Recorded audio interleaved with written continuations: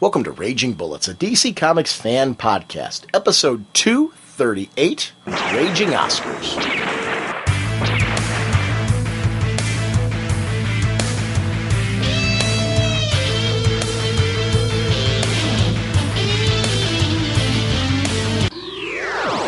Welcome to Raging Bullets. I'm Sean Whalen, drnorge on the comic forums, and I'm joined as always by my co-host, Jim. You can see me touring this month with the Bruces. So says the sensei of the whatnot, Segulin, and the Duke of, you're doing barbershop, right? Yes. Yeah. Sensei Hello, and the Bruces. Hello. Okay. This episode is our Raging Oscars. And it was really interesting to put this together. A lot of hard work goes into this particular episode. A lot of very tough choices are made during this. I really want to start the trend of this is always going to be our first show of January. It's kind of our closure from 2010, ready to move on to 2011. In the past, I think we've delayed this towards the end of the month, and I feel like it's not a good placement for it. So we're going to do this from now on as a trend to kick off the year. So I hope you guys all enjoy this one. We are proud members of the Comics Podcast Network and the League of Comic Book Podcasts. I want to give a quick shout out to the Hero Initiative. That's heroinitiative.org. I'm a big fan of it. I love supporting it. I'm ready to renew for this year my membership of the Hero Initiative. If you've never donated before, this is a great organization that helps yesterday's creators who are in need today. And this is a great opportunity for us as fans to help the people that laid the groundwork for this wonderful industry that we enjoy, this entertainment medium. So just consider the donation of a comic book. That's always what I tell people, if you're considering doing it. If you're like, hey, I'm strapped on my budget or things like that, one comic book can really, if we're all doing that, can really help out. So please consider doing that. That's the heroinitiative.org. If you join with those memberships, though, you can see they have some really amazing, cool swag that you get for the membership, which is kind of a cool little bonus. You're helping out some creators from the past. So if you're in a position where you can consider doing that, and they have some cool perks if you go to conventions that they're attending as well. So there is a benefit to membership as well. So that's heroinitiative.org, and definitely check it out. And I'm a big supporter of it. We always have a link in our show notes, and please consider supporting the Hero Initiative. Our sponsors for this episode are DCBService.com and InStockTrades.com. It's new book time over at DCBService.com. I always look for some great deals. One of the areas where I really like to save money is on hardcovers, especially absolutes. I'm a big fan of the absolute format that DC puts out. And this month, they're re-releasing Absolute Promethea, Volume 1 and Volume 2 by Alan Moore with J.H. Williams III and Mick Gray. This month also sees, though, the brand new release of Volume 3. And you can pre-order this. It's really a cool deal because if you get all 3 volumes, you get all 32 issues of the series. For those of you who have been collecting these, this is a great chance to complete your run of the series in the absolute format. The artwork is staggering. The story's amazing. Promethea is one of those ones. This is one, like, Volume 3 contains issues 24 to 32. Promethea is back from her tour of the higher realms, but how will her friend Stacia, who took her place as Promethea while she was gone, deal with her reappearance? Then, the end of the world is nigh, and the painted doll intends to settle accounts with Promethea before it's too late. This new oversized slipcase collection includes the dazzling final issue of the series, as well as the Little Margie stories illustrated by Eric Shanower. Plus, Chris Sprouse's version of the end of the world, Promethea shared with the other ABC heroes, from Tom Strong 36. And this is it's 328 pages long. It's the oversized volume. These are regularly $99.99 a crack, 40% off, only $59.99. So if you're into these absolute editions at all, it's one of the great things I like about shopping at DCB Service. It's a great opportunity to purchase these gorgeous volumes, slip-cased, at a great price. So consider doing that. I've got the first 2 volumes. I'm looking now to get Volume 3. I'm really, really excited for this. So thank you, DCBService.com, for providing those great discounts. InStockTrades.com has a really cool series that I'm a big fan of, Madame Xanadu. It's the 3rd volume of this series. It collects issues 16 to 21. A 50s Manhattan socialite's life takes a grotesque turn. Only Madame Xanadu can help. Then, take a look at Madame Xanadu's early days in ancient England as her rivalry with her evil sister begins.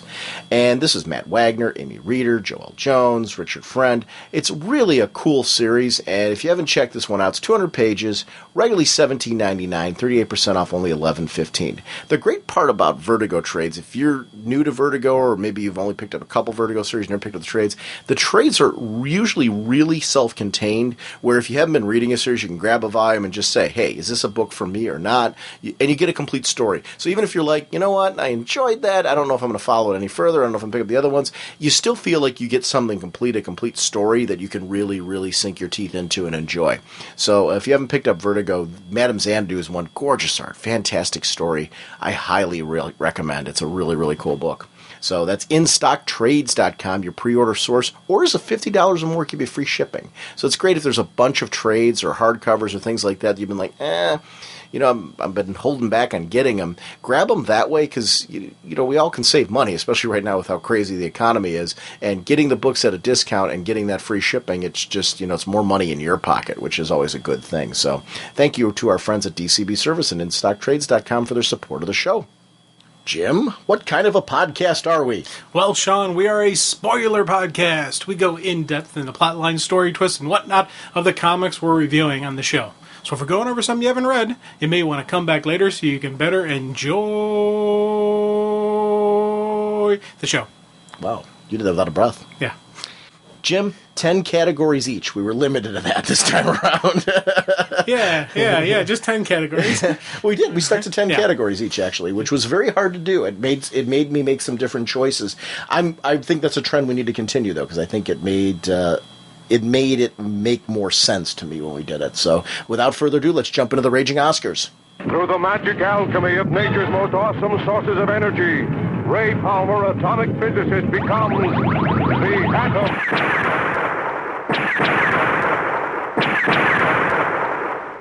Jim, before we go into talking about our Raging Oscars this year, one of the things I thought would be interesting to discuss would be a brand new Lantern series that's being launched. Did you hear about this? No, another one? This week, there's going to be a Red Lantern book.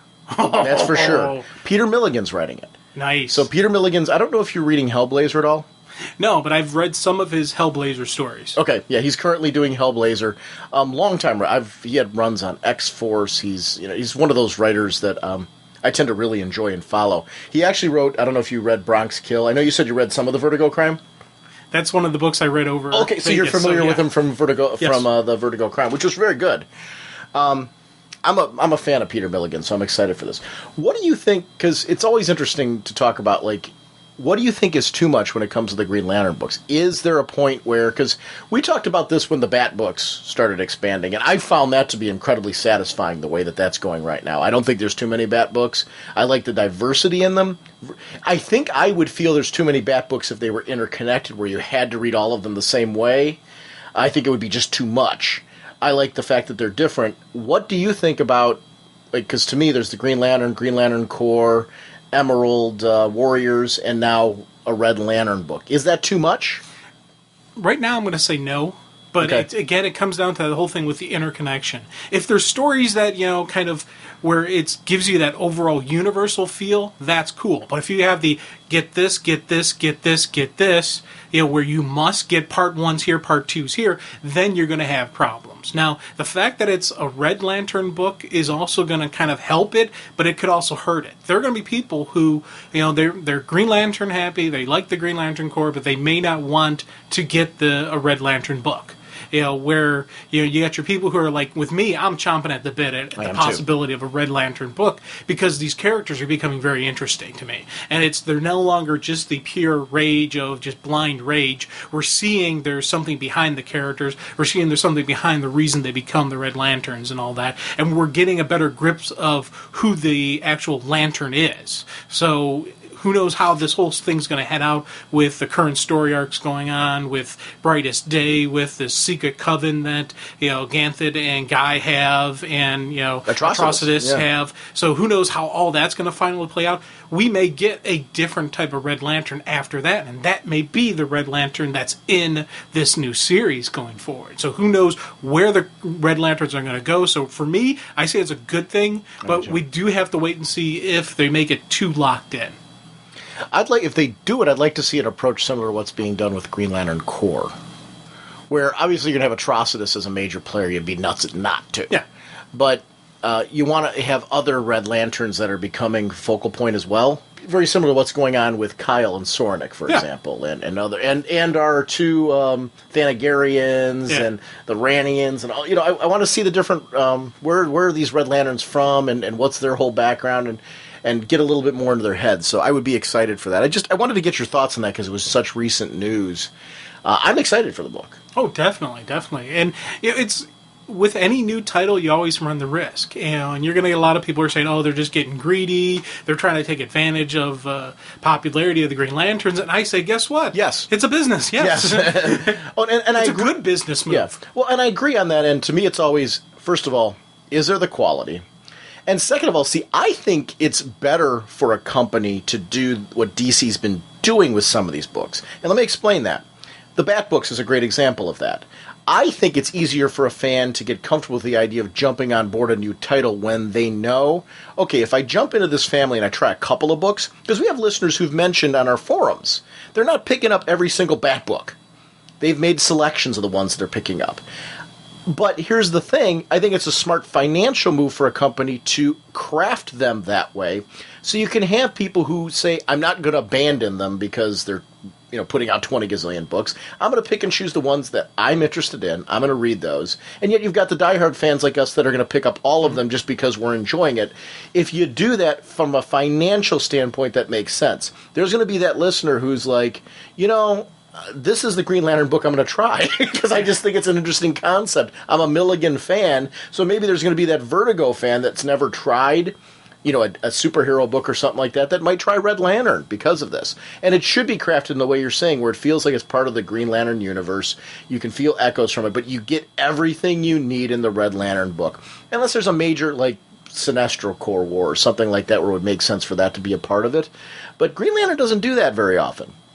It's done a really good job of since, Brightest Day and things. Even when Brightest Day was going on, Green Lantern Corps had its own story going on. Green Lantern had its own story going on. They just happened to intersect with the big event, but they were still separate books. I really liked the way Blackest Night. Blackest Night to me was crafted in such a way that you could get away with that, and it was really cool. So, Jim, let's start talking about Raging Oscars. And it was really interesting category-wise to come up with different categories. Do you want to do your category category first? Because we're going to trade off. We got 10. Oh, yeah. We got plenty of time. And here's the deal. When I started looking at this back at the beginning of the year, I came up with an idea. And the initial idea was when I assessed the art, type of character, the art styles and all that, I was going to do an individual category for each one of my own little personal individual art styles. Because I was sitting there, I'm thinking, how do you compare avant-garde to artsy? How do you compare, classic comic book to comic book, real stream? And these are my personal things. What, are you going to explain your categories too? Yeah, I'm actually explaining why I don't have these categories in here. Because it ended up, just on the art style alone, I had over 15 categories. So so what I did this time was I completely took the arts out of the Raging Oscars. And while I was doing that, I also took out my creator, Raging Oscars. So I'm not, everybody knows my favorite writer is Gail Simone. Boom. Yeah. Why talk about it as we've done it multiple years? Same thing with the art style, with the artists, with the colorists, with the editorial team, all that stuff. We talked about it years and years in it. So what I did was I took characters and comic book themes and stuff like that into, as my categories. Now, the one category that I really kind of went overboard, it's in a way, some people will say it's really 4 categories, but I'm calling it 1, so I fit in under the 10 rule. It's the where I'm assessing my favorite individual character. Now, it's not individual title, it's individual character. Now, within the individual character, you can't compare a male to a female. You have to have your favorite male, you have your favorite female. And then I started thinking, oh my gosh, how many categories do you have in this one? I have 10. I have four subcategories. I'm saying, how many do you have in that category? I have 4 subcategories in one category. Cheated. Yes, I did. I only did it on this one. You copped out. I only did it on this one. All right. And it's individual character. I have individual male, individual female, individual young male, individual young female. Because I felt you really can't assess the old and the young and the male and the female together. So I'm going to run through my individual characters. I'm going to start off with the individual male. And I'm actually going to really just focus on the winners because I did kind of cheat. And the main winner on this one was Dick Grayson. For me, wow. Personality, this personalization of Batman. And it's not even just... Well, wait, let me ask you this. Okay. I don't mean to cut you off there. How many did you have in the best male category? Like, you said only your winners. How many subcategories are in this again? Okay, in individual character, there are 4 subcategories. Male, female, young female. Why don't you can quickly run through the list of who they were leading up to it. Oh, okay.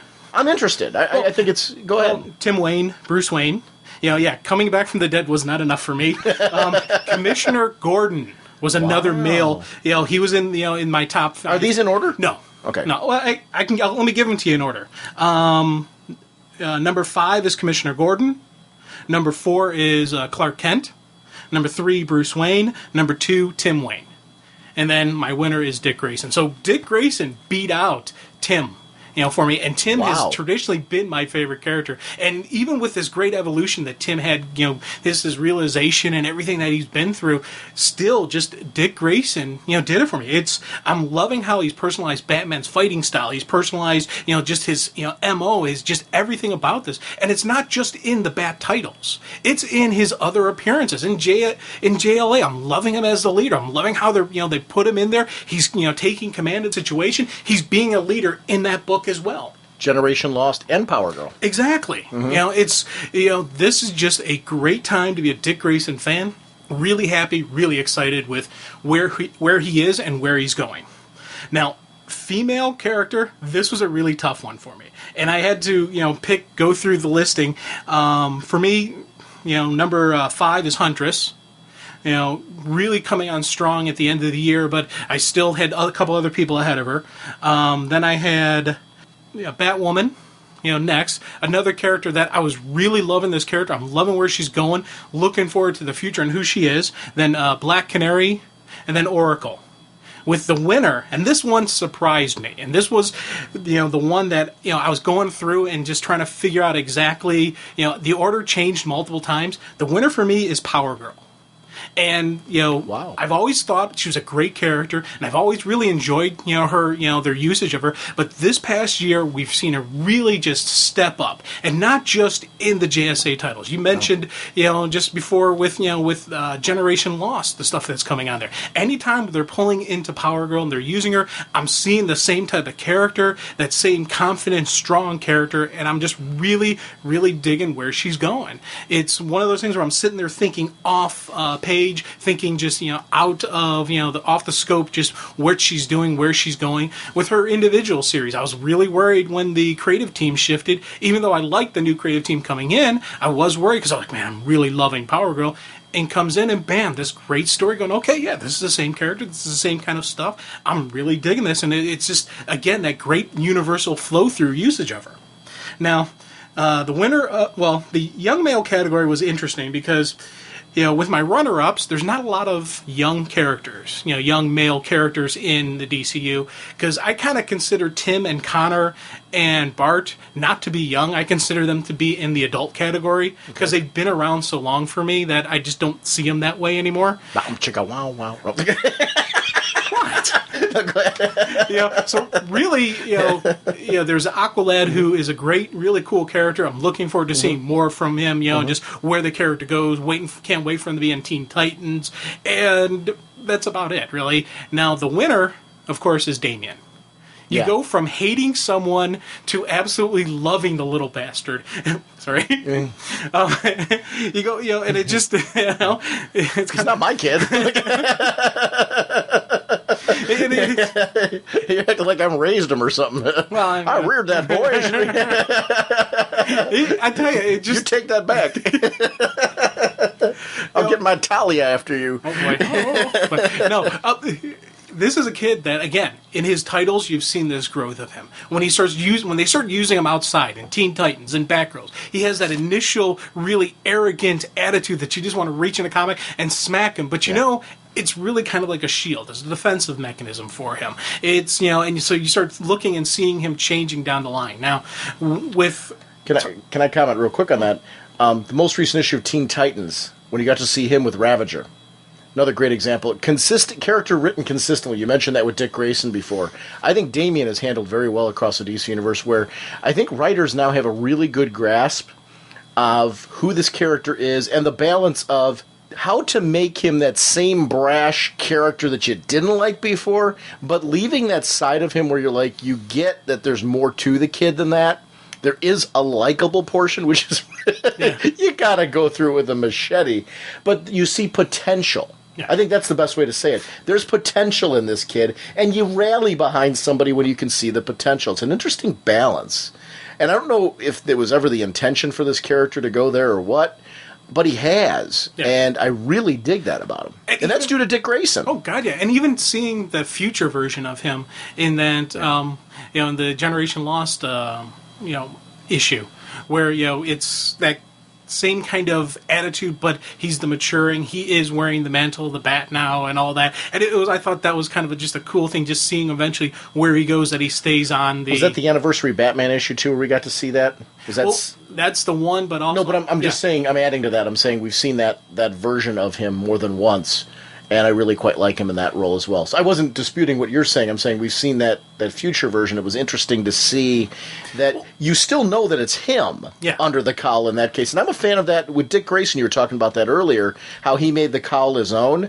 If you're going to have a character succeed Bruce Wayne and be in the role that Dick Grayson's in now, and then have the potential for Damian to do it in the future, you got to make the distinction between them. They've got to feel special in that role. Not just, okay, we got a different person under the cowl, but they're still acting like Bruce. Yeah. I don't want to see that, and that's cool. I'm sorry. I think you're an interesting point about that character. You're going along exactly what I'm thinking with the guy. So you gotta love the little guy, and I want to see more of him in titles. I want to see him stick around in Teen Titans for a little bit. I can't see him as a permanent attachment to the team, but his time there is going to be well used, and I'm definitely looking forward to that. Now, final category, the young female category, was another one where I was really I really enjoy my winner, but the runner-ups were other very characters I was very passionate about. Okay.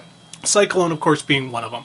Absolutely love the character. I want so much more development, so much more from her, that I'm like, that one JSA issue that was just her, I was in heaven. Just because that was just a great story where it was a great exploration of who she is, how she would deal with this amazing kind of really creepy kind of situation for her. And I was just... completely just, yes, this is what I want. This is outstanding. So it's hard for me not to give her the title. And also, Kara, Supergirl. Come on. I've been raving about Supergirl and just how much, it's a fun comic. It's a great comic. You see just the maturity, the development of who she is, her, as a hero, as a person, just that whole, personal, grip she's, trauma she's been dealing with the death of her family, with the death of her world, with the city against her, all these just, big emotional things beaten down on her, and she fought through. The hero fought through, especially that last issue with her and Kat, where this person who has been belittling, who had been just cutting her down, she still goes out of her way to help. And that was just a great, hero coming out moment. But for me, the winner of this went to Batgirl. Stephanie is a character that I absolutely I adored. And she's a character that I didn't see when the issues came out. I picked up her stuff in the back issues when I, came back into comics. And I started reading, seeing, oh my God, this is a cool character. Why'd they kill her off? Oh man. And I was always wanting her. Then she came back. I'm like, yeah. And just the slow build that they've had going through with her and being Batgirl. And then again, another hero who personalized the cowl. She's not Barbara Gordon Batgirl. She's her own character. She's not Cassandra Cain Batgirl. She is her own version, and I love seeing that, and I love the acknowledgement of the other heroes when they see her going, yes, she is Batgirl. She's not someone in a Batgirl costume trying to fill in somebody else's shoes. She's her own hero. And this year definitely has been a great time for her as a, in and out of the costume.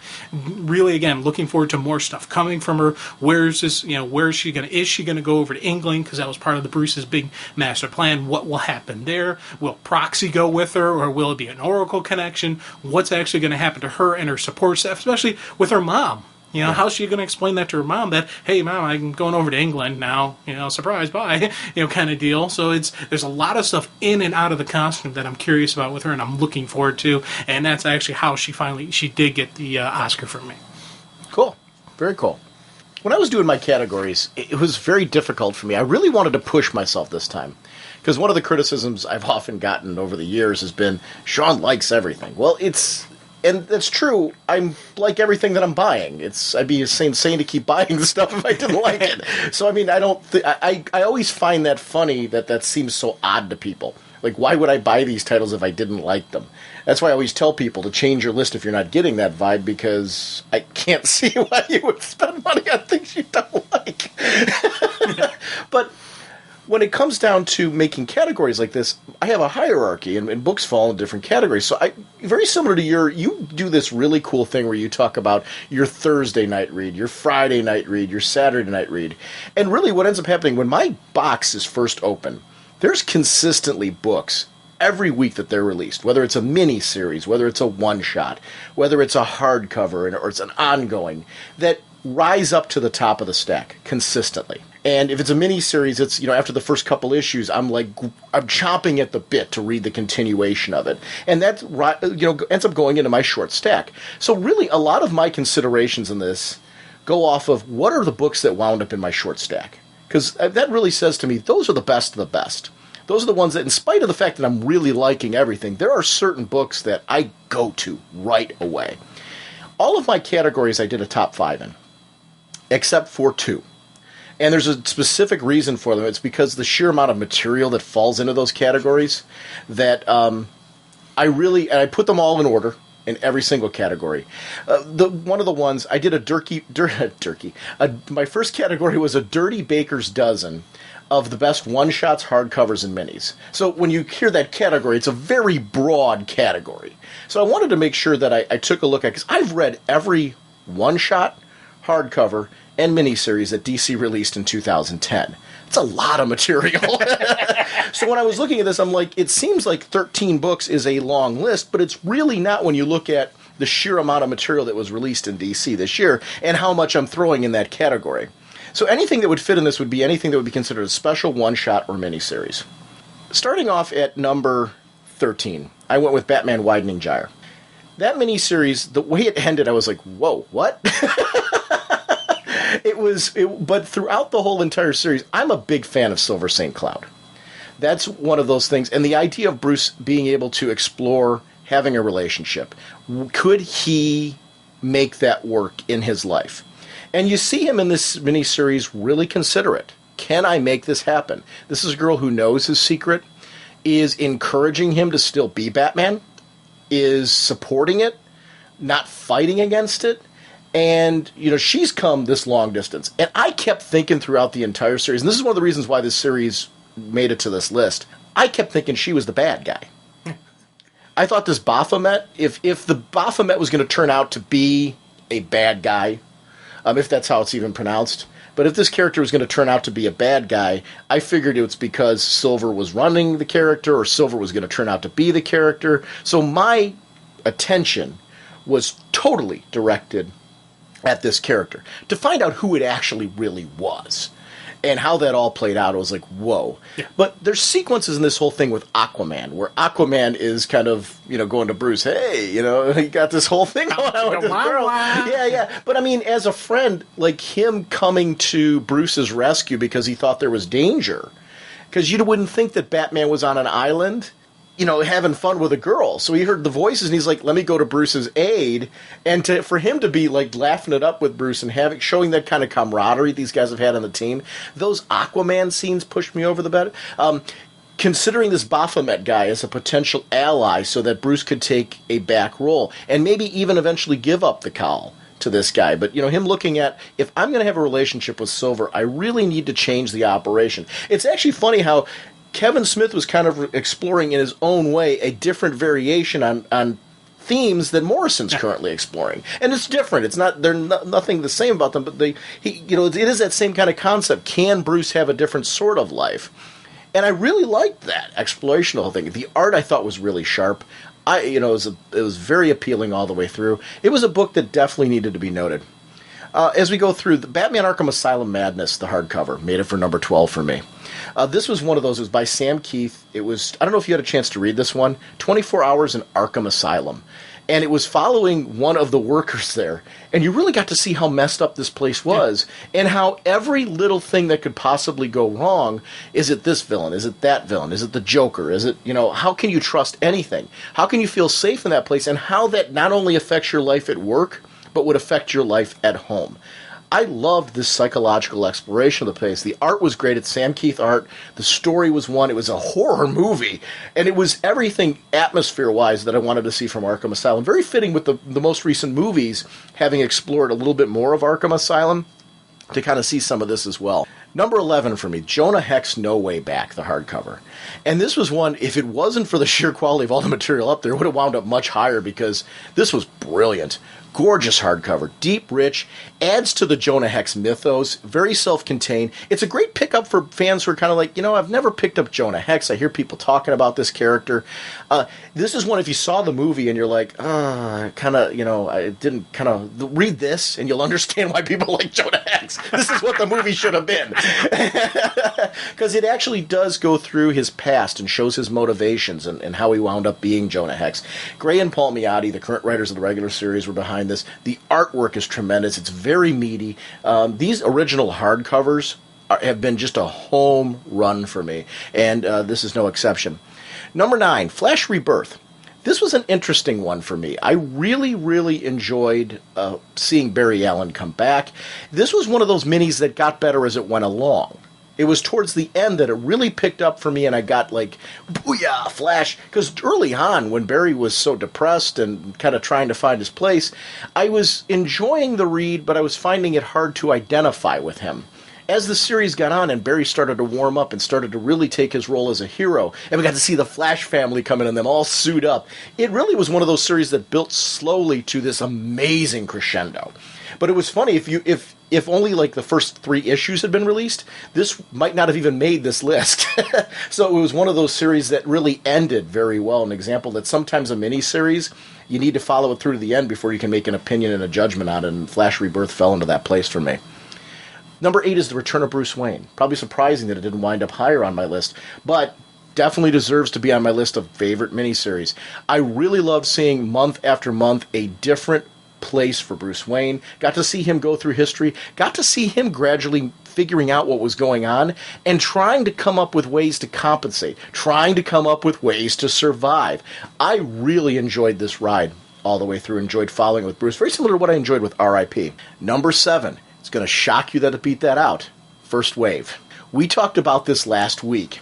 I said, I don't know what the heck's going on in this book. I got to go back and reread it and see. You touched on something that ended up being 110% true. I went back through and reread all 5 issues in one sitting. And not because I felt forced to. I figured, I literally started by reading issue 1. I started getting into it. Issue 2. The issue with me was I didn't know the characters when First Wave first started. Because of reading Doc Savage and the Spirit and getting more into, the whole universe and all that, going back and rereading it now, 1 through 5 straight on through, a lot of the questions like, how we were saying that the dad's alive? Dad's not alive. That was the Avenger. Which you and I were convinced Dad was alive. What's going on with the coffin and all that? Dad's in the coffin. Dad was originally approached the way Bruce Wayne was in this series, to be a part of this whole group that's trying to change the world, which is why they're making their isolated island and all that. It's a cool miniseries. The spirit's fantastic in it. Got very into Doc Savage's whole squad. It's funny how a reread can totally change your opinion on a series. Azzarello, Rags Morales with great art. The colors are fantastic. This one, it was in my top 5, but then I started realizing things that I was forgetting, and it made it into the top 10 list because it's just fantastic. Continuing on, Superman's Secret Origin. Delays never bothered me on this one.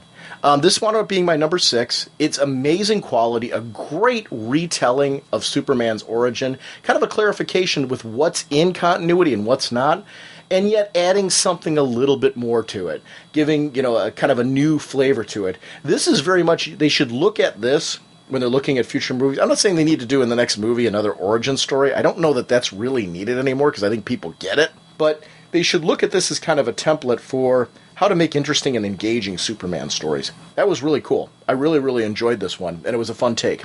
Beating that out, though, that was my number 7. This is my number 6.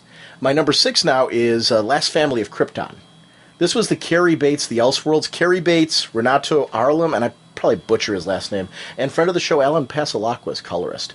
This was exactly why I want to see more Elseworlds. Month in, month out. There was 3 issues of this thing, double-sized. It really felt like a 6-issue maxi series that just delivered a whole new take. What if Jor-El and Lara lived? What if they came to Earth with Kal-El and started a family? And, how did the Kents get into that whole thing? And it did show another Superman. Clark came in as Superman, but had to really stand against his father. In some ways, it explored some of the themes that we got to see in Smallville with the relationship with Clark and his dad, but doing it in a way where Dad was actually here, and how Dad and Lex Luthor would have a relationship, and yet how we'd see true colors come through with characters like Luthor, and Dad having to come to the realization that, that whole the son becomes the father becomes the son routine, realizing that, he has a lot to learn from his son, Kal-El. I loved seeing that the other 2 children, because they were born on Earth, didn't quite have the same power sets, but yet there was something about them that was unique and individual about each one. They didn't just become another Superman like Clark. And actually the daughter kind of rebelled against that and in her own ways became, a regular person. She kind of walked away from her powers and tried to become a little bit more active in the political. It was just a great series all the way through. Lara's religion, I can go on and on about it. If you miss this series, and it is one of the reasons why I'm rambling on about this one, it's brilliant. It's one that you should either grab all 3 issues at a comic shop, or do yourself a favor and get the inevitable collected edition when it comes out, because it was just fantastic. Number 5, DC Universe Legacies. Month after month was this series cool. Both the beginning stories and the backups, which are all done by Len Wein. A great retelling of, what the DC Universe is like. I was into this whole 75th anniversary celebration that was going on in 2010. This is one of those series that really got me into it. I love that our main narrator is this kid that we get to see back in the early days of the DC Universe, kind of just in with the wrong people, the wrong crowd, and how this guy's inspired by the heroes that he's seeing to make his life a little better. But we're seeing these heroes throughout the various important stages of DC's history growing. And we got to see straight on through things like Nightfall and, the formation of the JSA, and then when they were, disbanded, and, the rebirth of heroes, and everything that just happened all the way through, and the Crisis. Just a great series. I can't wait to read the conclusion of it when it's done. It's been one of those things where really my compliments on just how they chose what elements to put in. It just feels very complete. For any fan that's new to the DC Universe, if you aren't reading DC Universe Legacies, you're doing yourself a disservice. It's a great primer on what's great about DC Comics and the characters and the rich history. And it's a great way for, people say, well, how, with all the continuity, how do you jump in? Read Legacies. Because it really is a quick little, hey, this is it, bring you up to speed. This is what the DC Universe is all about. And it's a great series for that purpose. It needs to be collected in hardcover and just be put out there for people. This was number 4, the Lar Fleas Christmas Special. And this literally changed everything when it came out. Because I had this list pretty complete, and then that came out, and I'm like, oh no, one shot I gotta put in there. This was so fun. Larfleeze searching for Santa Claus. Hal trying to reason with... How do you reason with the unreasonable? But yet, by the end of the whole thing, I found myself... I already loved Larfleeze as comic relief. But yet I found myself in a similar way we were talking about with Damien, actually feeling for Larfleeze. This whole bit where at the end he's saying, my family. You know, and that's the one thing. He was cutting through this insanely long list of everything he wanted from Santa Claus.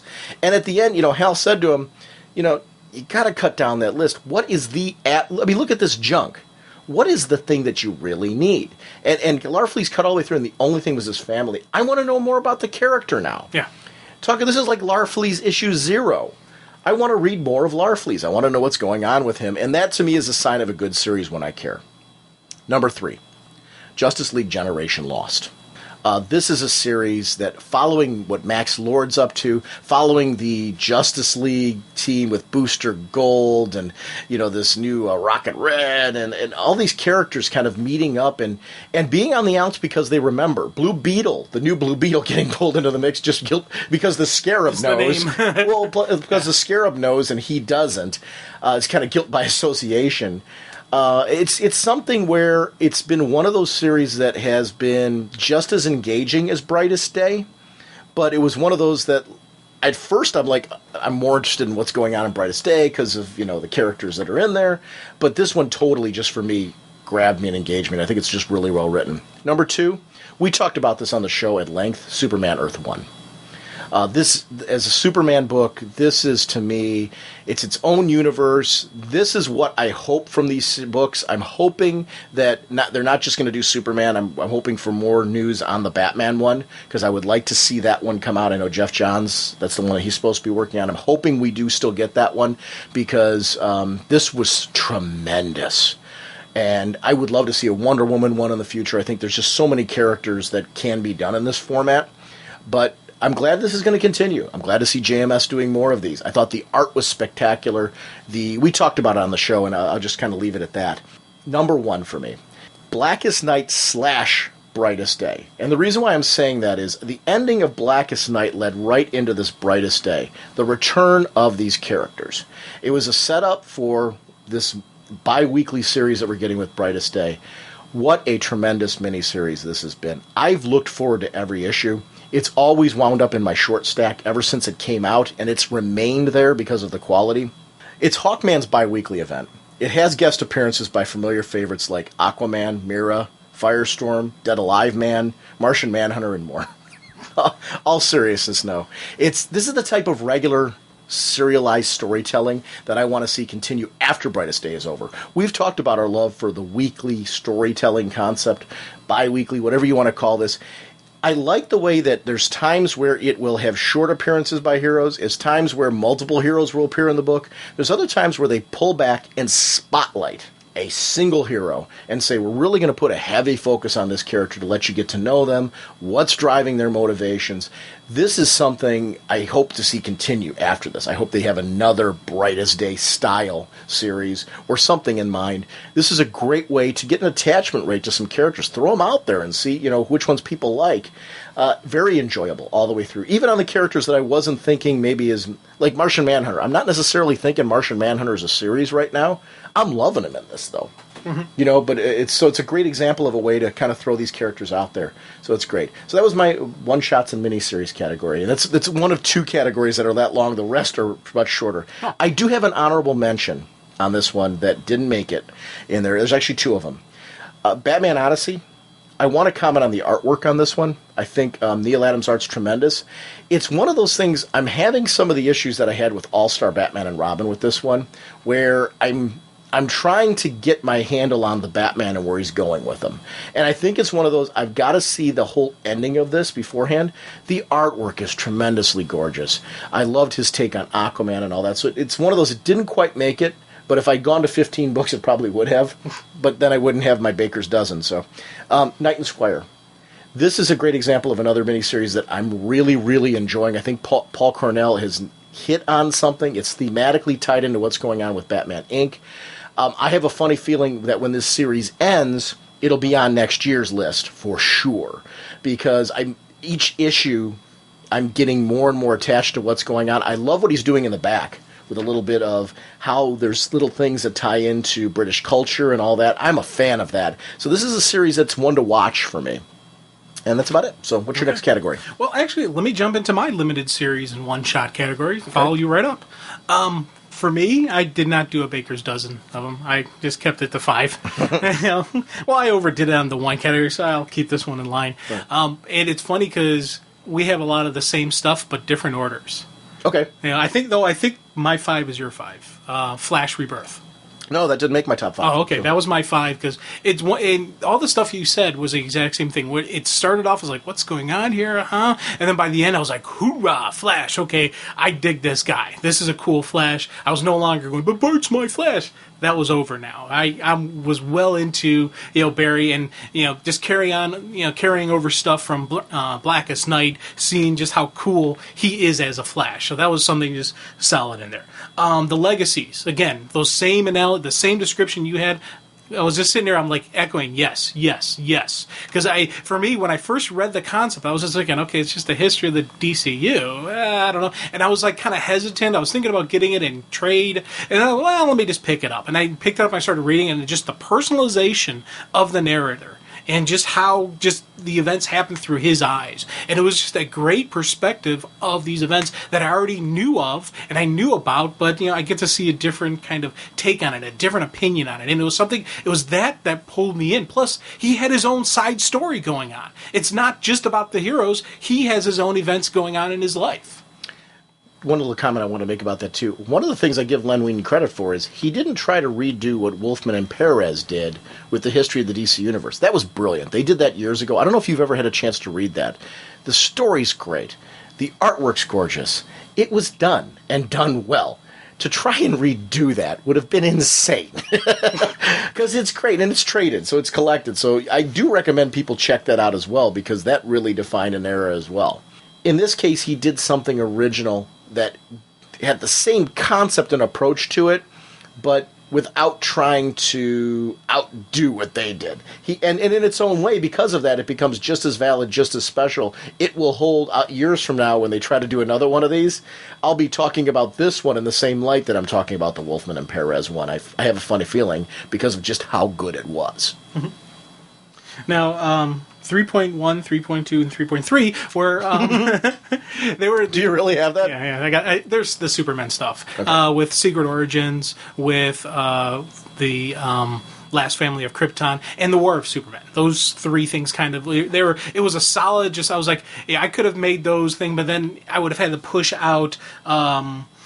Flash Rebirth and Legacies, and I didn't want to do that because I really did enjoy those things. I thought they were worthy of being in the top running. Now, my number 2, which surprised me, it was as low on your list as it was, Batman Widening Gyre. Oh, yeah. That really did kind of shock me and surprise me that it was as low as it was and it was as high as I was. Because here's one of the things. That story, for me, just completely kneecapped me. I was just so completely caught off guard with, everything with Baphomet, with just how Bruce was reacting. Some of those moments, you talk about the Aquaman moment, but I also love that moment when he's in the limo saying, yeah, she's perfect. She's really perfect. Wait a minute, she's too perfect. She must be an android. And I love that, just that mindset of him. And he, and she's like freaking out going, Bruce, calm down. I need a hair sample. And he ran through the test and then he realized what he was doing. And she just accepted it and she understood where he was coming from. Stuff like that really made it, my hoorah kind of, moment. I was like, damn, that's cool. And just to clarify on that one, this list, if you take a look at the books that are on my list, these were all books. The reason why it wound up being 13 was because I didn't want to start doing ties across the board. I'm not saying anything to you for doing that, because I did do a couple of ties on my list, and there's thematically reasons why. But in this case, I'm like, I really want to put them in a set order. These are all books that are very valid to me. They deserve to be on a top list. And I agree with you. Amen. It's one of those Batman series that I actually repurchased the collected edition to have. And the story's not even done yet because there's going to be a second series, which I'm thrilled about. So, not knocking it at all. I still feel it belongs where it does on my list. But, oh my gosh, was this a year for miniseries and one-shots. Yeah. Go ahead. And my number 1 pick was Earth 1 Super. That just really, it was No Brightest Day. Yeah. Well, Wow. you'll hear why later. Okay. With Earth One Superman, that just really... It's a book that I wanted to give to non-comic book readers. Yeah. And I wanted them to read this and say, here, read this. This is a cool Superman story. This is a cool take on Superman. You got to check this out. And I wanted to give it to non-readers. I talked about it to people at work who made the mistake of, hey, what's going on, Jim? Oh, let me tell you about Superman, what they're doing. And just lengthy, just boring people. And you can see just the pain as they want to leave as I kept going. And I wouldn't, let go because I just loved talking about it. I loved reading it. I've read it multiple times. And it was just one of those things where I'm like, this has to be my number one choice. This has to be my boom. This is it. So, yeah, it's when you sit there and we always say if you start thinking outside of the book, it means it's something important to you. It means it's something special to you. And with that one, I'm still thinking about the universe. I'm thinking about, the other heroes and just, eagerly anticipating seeing what happens next in Earth One because I want to see this universe. I want to see more of this. And I want more Superman stories from there. And I don't just want, Batman Earth One or Wonder Woman Earth One or any of the other hero Earth Ones. I want more Superman stories because I really like that guy. My other top 13 category, which I'm not going to do right now, I'm going to save that for the end, is books that are outside of the DC universe. So these are the ones, Wildstorm, Vertigo, and the Johnny DC line, DC Kids line, whatever you want to call it right now. I always feel like we plan to do a follow-up episode with those imprints. We never get to it. So that's why that one, I said, I think that makes sense is why I would do a little bit more extensive of a category on that one. And I did put those in order as well. But I'm going to go to some of my top fives. I'm going to go with the best Batman family books. Oh, okay. Birds of Prey would be number one here, but I don't have it in this category. I have it in DC Teen Books. And the reason why I pulled that one out of this category is because there are so many bad books that I'm like, Birds belongs over in the team category. I'm going to put it there for right now. Because I was looking at the Bat books, and they really are all solo titles. I'm including Batman and Robin as a solo title, mainly because of the fact that it's really a Batman book, as a focus on that. Number 5, Azrael. Azrael, I think, this year has just been absolutely tremendous. You and I have been talking about it off the show, I think, is more than we've even been talking about it on the show, with that great religious cult storyline that was going, with this religious serial killer that's coming out and killing people in these ways. And Azrael, you see him, madness is going on around him, and he's trying to make sense of the madness, and ultimately realizing that he's doomed to this prophecy. And the only way he's going to be able to move on with his life is if he faces the prophecy head on and sees where that takes him from there. It was just one of those books where it just knocked it out of the park for me. That's David Hine. Fabian Nicieza wrote it beforehand. I just think that they've crafted a book that the character with Michael Lane that I think is very interesting. I do have an honorable mention, which can probably shock you that it wound up here. It didn't make my top 5, but Batman, Tony Daniel. I just think his run has been tremendous. We talked on the show about the whole Black Mask arc and how we were trying to figure out who Black Mask was. And I am so impressed with him as a writer in this book. I'm looking forward to seeing what he's going to be doing this year. Just shy of my top 5. Number 4 for me was Detective Comics. And let me talk about this one. I'm really talking about the Batwoman run. I've got a different spot for the new creative team. I've got a category for new creative teams and what they're doing. This is through 863. This is Elegy and everything that took place afterwards. Batwoman number 0 I'm including in that. So it's not just Detective Comics. I'm also including my enjoyment of Batwoman number 0. This is Greg Rucka, now continuing on to J.H. Williams, and you got Amy Reeder as well. Batwoman is a character who I just find incredibly fascinating and interesting. I was so glad that issue 0 with J.H. Williams felt like a continuation of what we were seeing before. I'm leaving out creative team members that filled in because I know there were other creative teams that worked on this series, so I apologize for that. I'm actually talking about anybody who's worked on, colored, been associated with Batwoman, because I just think that character is just really engaging, and I'm really, really digging that. Number 3.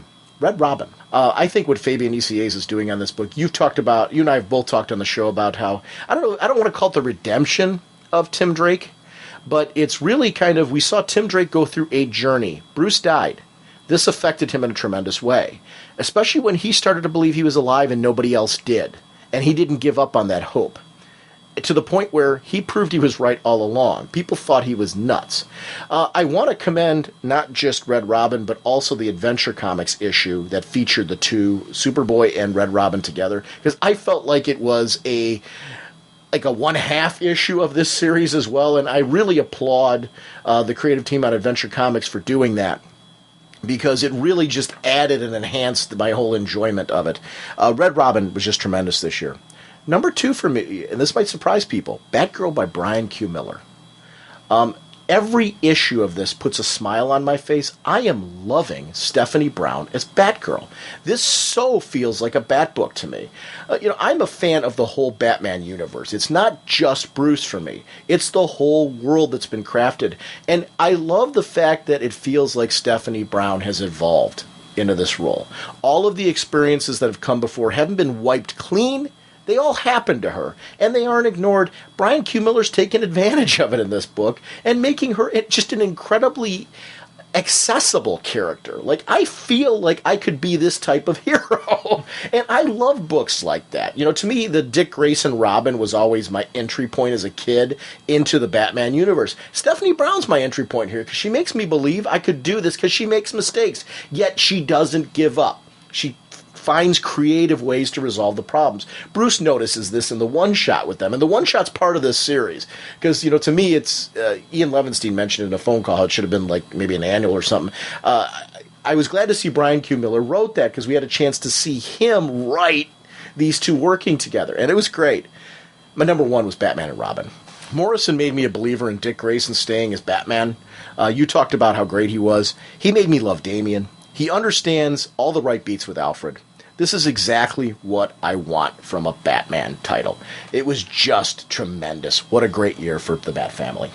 Amen. And well, actually, you're talking family. Why don't I go into my category, family dynamic? Okay. Now, for me, family dynamic, it's not just this Bat family, Superman family. It's if the team itself has that kind of like personal dynamic of more of a family type of deal. It was a fun DC Kids title a while back.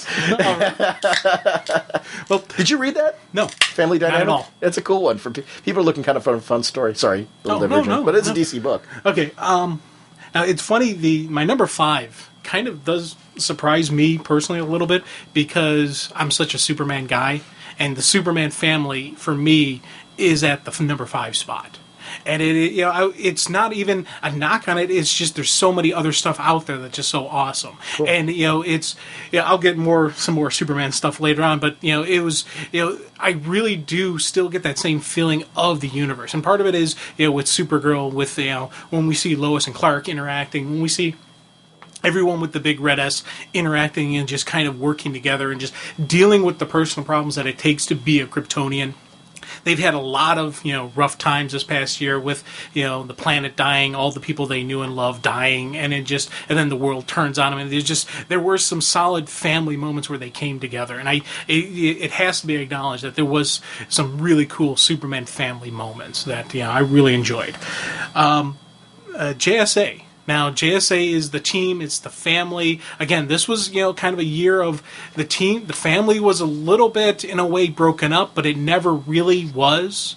They had kind of different ideologies, and they were moving kind of different ways, but they still were a team. They still knew that if I need to, I got backup to call from. I got someone who's got my back. I have true heroes. And inside in the team itself, they had, a little bit of turmoil, but they're always working through it. They're finding the way to work through together. And that, for me, is always a strength of a good, solid family, is you figure out, you finalize, you work together, and you deal with any little bickering, because every family bickers, every family has their issues, so this family would naturally have those issues, and they work through it.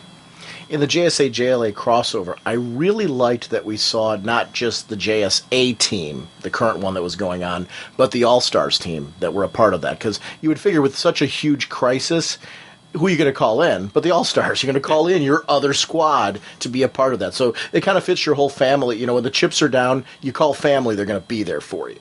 So it kind of fits everything that you're saying there. Okay. And another one that I never really thought of as a family, but, this past year I start seeing it more as I'm understanding the title more, as I'm understanding what makes it such a great title, is Legion of Superheroes. And that's my next one. Yeah. Again, it's, this has been a slow process for me understanding why Legion Superhero is so cool. But now I'm getting it. I'm understanding who they are. You asked me before the previous issue if this reboot kind of thing changed my perspective, because I was, the other Legion was my initial intro Legion, and it didn't really change anything for me because I still knew who these characters were. I was still getting the understanding, like, okay, little deviations here, little variations here, but it's still the same Legion. We are Legion. We are, it's that whole feeling where, they're dealing with Earthman, who, when he first introduced, everybody hates him, and they had a reason to hate him because he was a jerk.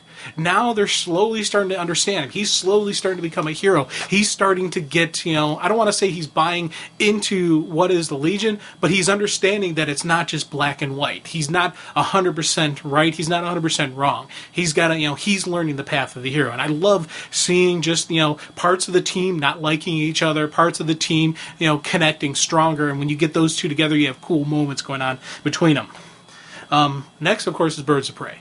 It's a wonderful team, but it is a wonderful family. And we've seen just how they come together.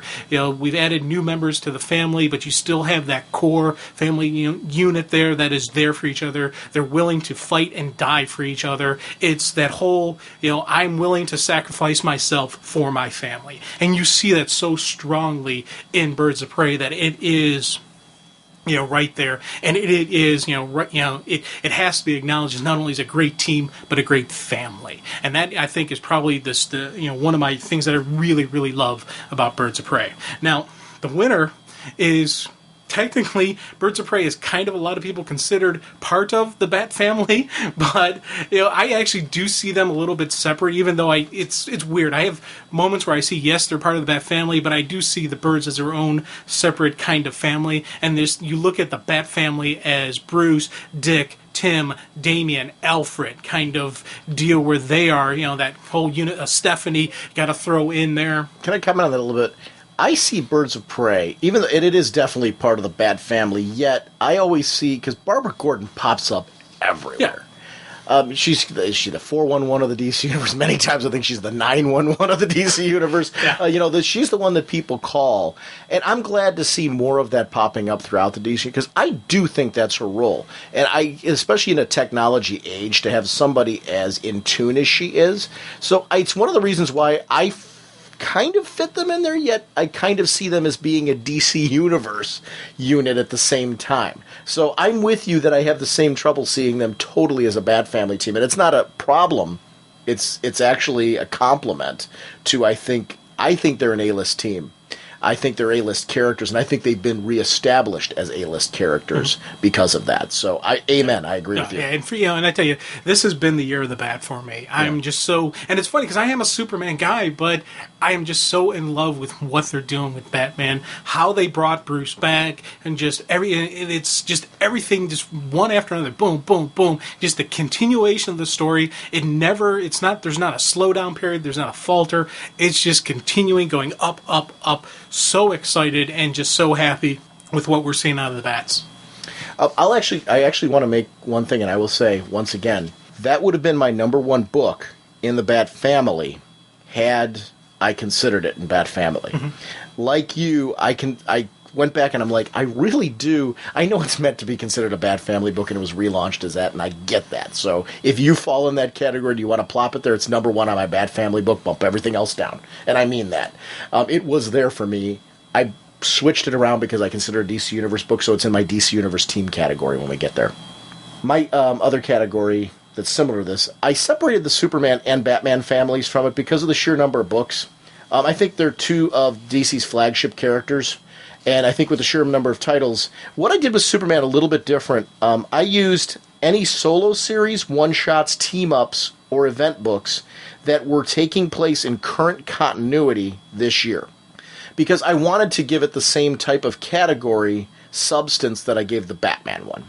So War of the Supermen was not in consideration as my Dirty Baker's Dozen list because it took place in current... They actually did not have any Superman books that month. That took the place of them. So that's why it didn't wind up in that list. It is in this list. Number 5 for me, Superboy. This one squeaked in, and it's rare for me to put such a new title in there. I've been not, and it's not just Superboy, which this kind of it's also the Atom backup. I love the whole experience. It's just a great book. Jeff Lemire, I know I butcher his last name. The whole creative team on this book have really just crafted right out of the starting gate a great book. I do want to add a disclaimer on here. I want to add on the Adventure Comics featuring Superboy as a lead into this. Connor coming back as a solo character. So it isn't just Superboy by himself. It's the solo series. It's all of the solo appearances leading up to this. I've just really enjoyed having this character back. I want to follow him more. I love Smallville as a setting. I feel like I want to hang out there. Crypto in the book. Just the whole thing. So it isn't just the couple issues that we've had of Superboy. It's really the whole experience with Superboy this year. That very similar to what I was talking about with Batwoman earlier. So that wound up as my number 5. Oh yeah, and definitely, just with the life in Smallville that he's building, his friendships, the potential romance kind of deal, and also Ma Kent. I'm so glad that Ma is still around, and because Pa Kent was such a cool character, and when we lost him, I was glad we didn't lose Ma. We didn't lose what made her just this great sounding board / anchor kind of just that thing that a hero needs. You can't just do what they do and not have that that's something that keeps you tethered to the real world. Clark has Lois, Bruce has Alfred, Superboy has his friends, but there is Ma Kent there, and there's just something about her that will keep him grounded, will keep him focused, and will keep reminding him of why he's a hero. And I love that that kind of stuff.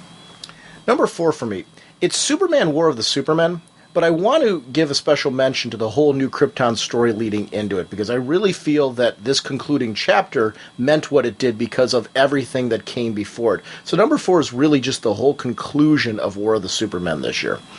And the reason why is I know this mini was a mini. It took place of all the Superman titles, so I really felt it belonged here as kind of that conclusion of, and there's something I'm going to talk about later. It was a classy ending because it tied everything up in a nice, neat bow, left the books in such a place for the new creative teams to come on board. They could start off right away, bam, this is the direction we're going in, because they left it in such a way where it could do that. I thought the ending and conclusion of the whole New Krypton bit was just really well done. And this war, it was 4 issues that just cooked. Yeah. Lots of big events, lots of action, everything you would hope for. And a lot of big bangs, man. No, big and bangs. It was exactly what it should have been at that stage. 4 issues of just mayhem. Mm-hmm. And yet reactions to the mayhem, reactions we wanted to see, and they didn't miss a beat. General Lane versus Zod. Seeing these strategy minds, and then caught in the middle were these Kryptonians who were waking up to what was going on. And the fact that there was a lot of innocent victims on both sides that were sacrificed due to all this. And it left characters in a place where there was legitimate issues for Supergirl, for example, to deal with later on. It was a brilliantly handled series, and I really enjoyed it. Number 3 on this one, Action Comics, and I'm going to specifically cite the Paul Cornell run. What he has done with Lex Luthor, and I also want to add in the Nick Spencer backup with what's going on with Jimmy Olsen and introducing Chloe and all that.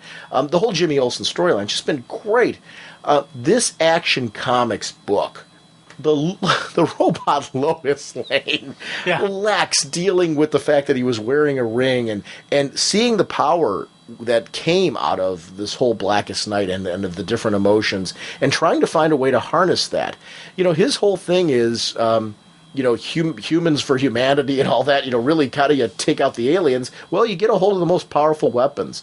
There's moments where you can sit there and say, okay, Lex is afraid of aliens in some ways, yet he hates them in other ways. I don't know how you want to put a label on that. To a certain extent, he feels he's right and justified in what he's doing. I understand him. I don't agree with him.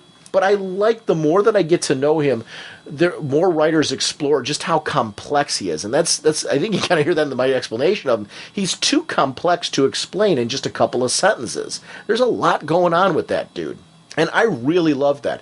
Vandal Savage being brought in. It was a great year with Action Comics and Lex Luthor. Number 2, Superman Grounded. I love the Walkabout. Yeah. I know that there's been a lot of criticism of this, and I get it. You know, if it's not your cup of tea, that's fine. I'm not feeling that. And you know, I sometimes misrepresent myself on the show saying I'm more of a bat guy. I've been reading Superman since the 70s. I love this guy. This is a great version of him. I love what they're doing. And when I say the version, this to me it's Superman dealing with, is there more that heroes can do? And really kind of evaluating, is he doing everything he can? Is he ignoring the big picture? You know, are he and the Flash running around too fast? Are the Justice League looking from their satellite? And these are discussions that he has with Dick Grayson. A great example of another great handling of Dick Grayson in this series. JMS nailed it. It feels like the same Dick Grayson we're seeing in all of his other appearances. Yay to editorial for doing that as well, or JMS. I don't know who's responsible. I think there's a little bit of A, a little bit of B. Great handling of this. I liked the fill-in issues that we got to see from G. Willow Wilson. I thought those were very well done. They give me a lot of hope for the fact that this is going to be taken over by another writer who I'm going to be talking about later when I talk about my books outside of the DC universe, because you know, this is one of those things. But Grounded, JMS, home run with this book. I'm really interested in Superman. It's always in my short list. I always read it the day it comes out.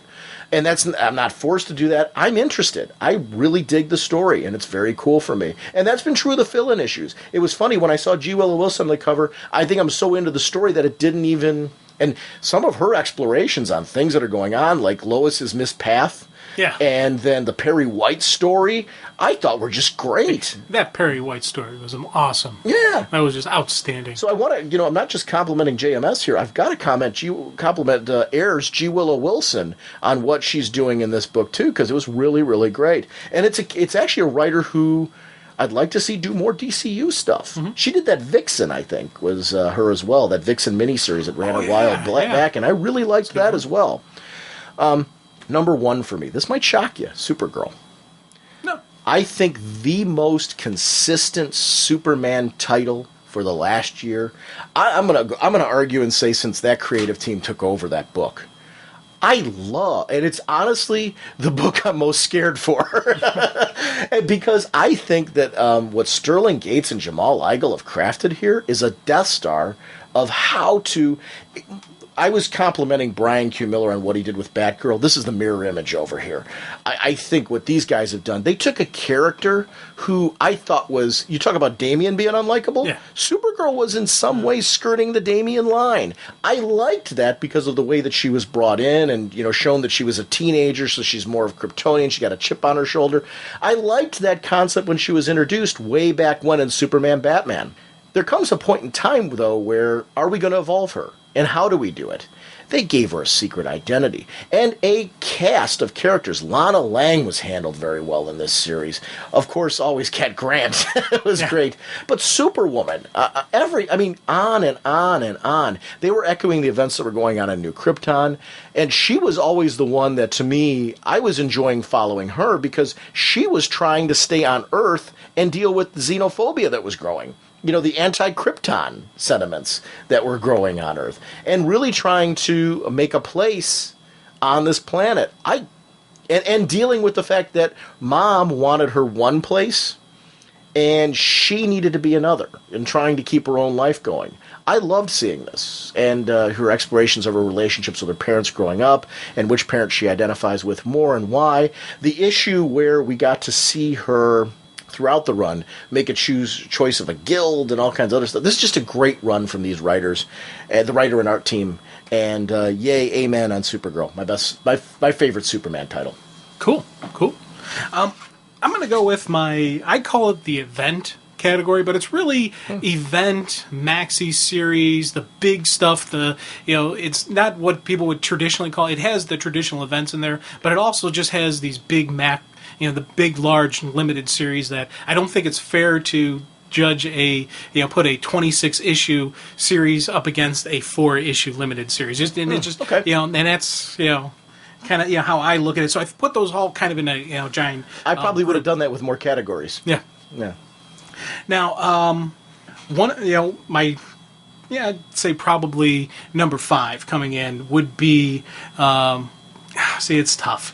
I have these two at the last bottom two, kind of, and it's Brightest Day and Generation Lost. Okay. Those are just right there, boom, there were some of these great stories going on. They were easily in my top 5, but I couldn't figure out which one I liked more because each one had those moments in them. So those are your 4 and 5. Yeah, my 4 and 5. Generation Lost has this whole me wishing for the JLI to come back. We're seeing great characterizations of Power Girl. We're seeing great characterizations of Dick Grayson in there. We're seeing just the, you mentioned Blue Beetle before. I love the fact that he gets pulled into this, but Jaime as a hero, even though he didn't know anything about it, he knew to trust his Scarab. He knew to trust the other heroes, and he's doing what he thinks is the right thing to do. And even though in his mind he doesn't know who Max Lord is, he's like everybody else when they say, "Hey, Max Lord did all this stuff." What are you talking about? He's trusting the Scarab. He's trusting his instincts. He's trusting who he is. I love seeing that, just play out, and I'm enjoying seeing this team come together again. And I so want more out of this. Now, Brightest Day is this great introduction, exploration, and just continuation of Blackest Night with the heroes that are returning. Not completely clean. They still got a little bit of something they got to do about this. There's, they still got their little mission before they get their clean life and figuring out who is going to be the White Lantern. This whole, big riddle where they come back, but they're not the same. There's little differences. Introduction for me of Ronnie. I had no idea who this kid was. I'm starting to get an understanding of who, seeing him and Jason together. I'm like, oh, okay, that's a cool combo. The new Aqualad coming out of this. I'm really excited for that. And of course, it brought back John and his whole exploration that he's dealing with Mars and all that. So there's just so much going on, and of course the Hawks. And I can't forget those guys. But there's just so much going on in the series. I'm really, really just hoorah loving it. Now another one is with the Bruces. Well, I'm calling them the Bruces story. It's the return of Bruce Wayne. It makes it sound like there's multiple Bruces. Yeah, it's all 8 of them. Yeah, it's the time traveling Bruces and all that just going through. And, You sound like a band. Like time traveling Bruces. Like a barbershop quartet. Hello, hello. Okay, but I really dig seeing just the different environments going through, and I like seeing just the kind of, there was that connection to what Dick was going through. The Bruces. I'm sorry. Oh no. Yeah. Just because you kept saying Bruce's multiple times, and I just kept hearing it that way. I'm sorry. Please continue. Oh no. So just that whole, it's the cornerstone of the foundation of what is Bruce Wayne, with his return, just showing you going through the time traveling stuff, and it was just it was something that I was glad to see. I was getting a cool story. I liked how it ended. I liked throughout the whole play out of it, and it was something I was like, yeah, this is a cool thing. Now, the next one's going to surprise you, as it wasn't my winner. Okay. And it is Blackest Night. Now, the reason Blackest Night didn't win for me was because it won last year when I did this category. Mm-hmm. And I'm like, I'm not going to do it both years, even though it did split both years. And, it... That's actually why I combined it with Brightest Day on my limited series end, because I'm like, it really was the end of Blackest Night at that point was my lead-in to Brightest Day, so I really felt that, thematically those were together. So when I made that my number one on my list, that's why I put them together. I didn't feel at this point, because we talked so much about it last year, that I felt a majority of it took place last year, and that event really was more of a last year event in my eyes. So now this could vary. Again, this one and 2 and 3 on my list, they're kind of interchangeable, and it's the Blackest Night extras, the Blackest Night tie-ins, the Blackest Night limited series, and all that kind of, because for me, part of the strength of the event was all these other connections, all these other tie-ins, and just throughout the universe, everything where they played out. Some happened last year, some happened this year, and that was my main reason why I didn't make Blackest Night the winner, as I said. Now, for me, the winner, I had to pick the story that when I read it, I was like, it's part of the whole return of Bruce Wayne. It's part of the whole, back. But it's that Batman The Road. It could have been in a limited series very easily. I could have included it limited series in one shot, but I threw it in with the event just because for me it was such a dynamic occurrence and such a dynamic event that for me it warrants me calling it an event. Part of that whole event situation. It's that mindset of that it was this great look into Bruce as he's studying, as he's breaking down these people who he left behind, his interaction, his dialogue. For me, Batwoman Zero kind of got thrown into this, even though it wasn't, but in my mindset, it was kind of deal. It's Bruce assessing, Batwoman. So for me, I saw it as everything kind of, playing all together. I agree with that. And it's just, it was just this, as I said, I've said multiple times, this has been the year of the Bat for me. And again, a great just identification of who Bruce Wayne is. He was out of costume. I loved all the characters who did recognize him, who did realize it was him, whether it was based on his fighting style, based on who he is, and just that whole explanation. And the different people figured it out. Some didn't until later. And it was a great personalization of his experience with each and every one of them, and especially the dealings with Vicky Vale. That was just some really just cool moments. That's why, Batman: The Road Home gets my event, Oscar. My category number 4, after I separated Superman from Batman, I went to the best DC Universe solo title. This is titles that feature solo characters. Honorable mention went to Booster Gold. I really had a tough time not putting this one in the top 5 because for 12 months, I've really enjoyed Booster Gold. I've loved the character's growth.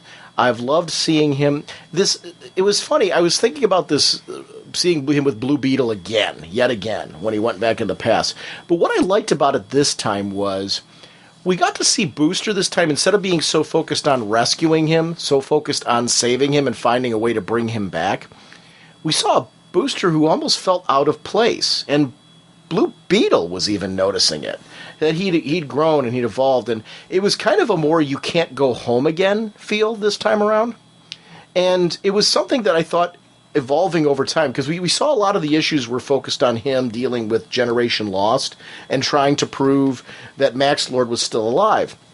But throughout the story, and it was really what a lot of my enjoyment was, so it didn't make it into my top 5, but ooh, did I have a tough time not putting it there, because I really, really dug what he's doing. And that sense of closure he got to finally letting go with Blue Beetle, and the relationship with Skeets, who more and more, Skeets is becoming just a great confidant. I mean, he's always been, but there's something, I think there's an evolution to Skeets as well, and I think maybe we're seeing it through Booster's eyes, where Booster's recognizing more his role.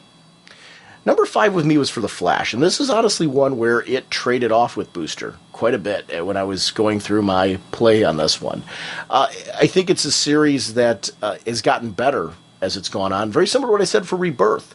I think as we're getting to see more of the conclusion of that storyline, for example, with the future cops coming through and the rogues, and seeing their relationship with Barry and how they really don't like Barry. And a lot of what they said about Wally, just not the truth. They want Barry dead and done. And this idea with Digger, that he's got to prove himself and be a part of this team. And I liked the Digger single issue, and how he had to make some serious decisions as far as which way he was going to choose when it came to Reverse Flash, the way the year ended off with them. And we actually got to see a great closure with Reverse Flash at the end of the year with Reverse Flash Rebirth.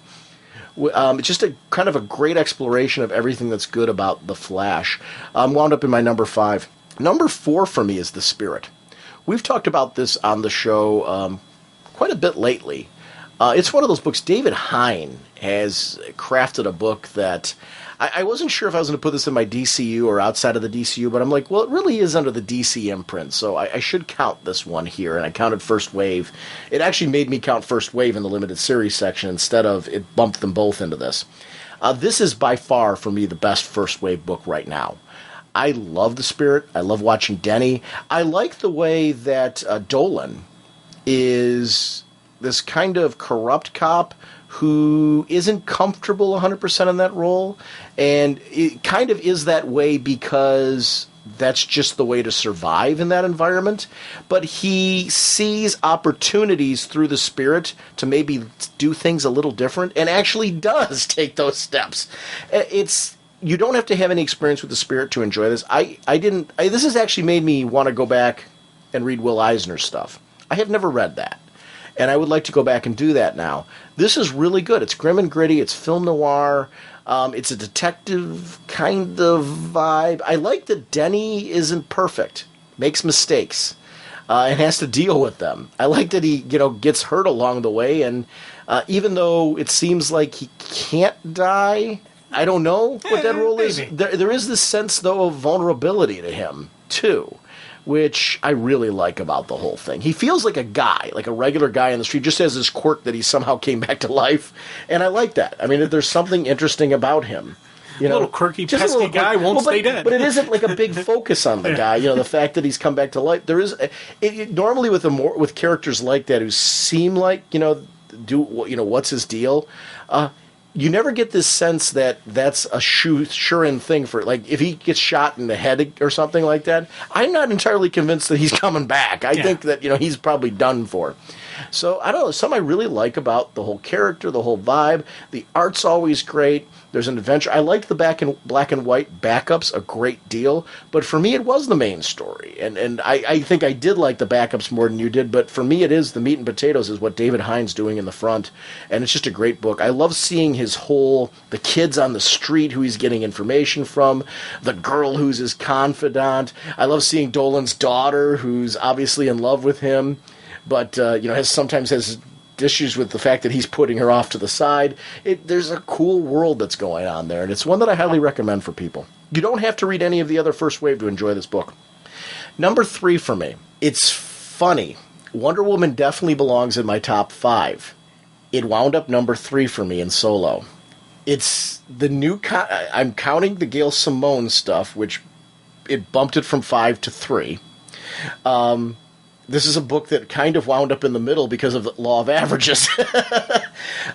That's not a knock on what JMS is doing. The problem with the JMS storyline that's going on, it's not a problem with it, is I'm not entirely sure how this is going to wind up.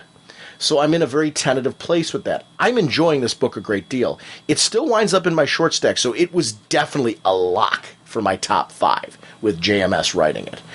It's just, I've got to see where this is going before I'm 100% comfortable, so I'm not. And that's why it would have wound up in number 5, because that would have been.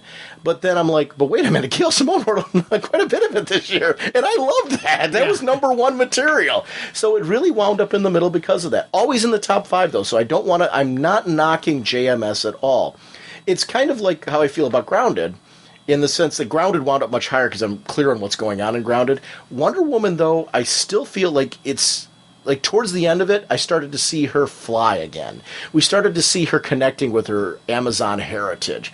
We're starting to get more of a vibe that there's more going on here that we even know. And I've even got suspicions that we're going to finally get her full memory back at some point and see how she fits back into the DC universe. When I see that stuff, that might have bumped this back up to number 1. So that's really what held it in this place right now. The artwork in both cases, great art teams. The 600 issue was absolutely fabulous, and I'm glad that it had the opportunity to have that. Wonder Woman is still a character, and it belongs at number 3. It's really just a great book. Yay, Wonder Woman.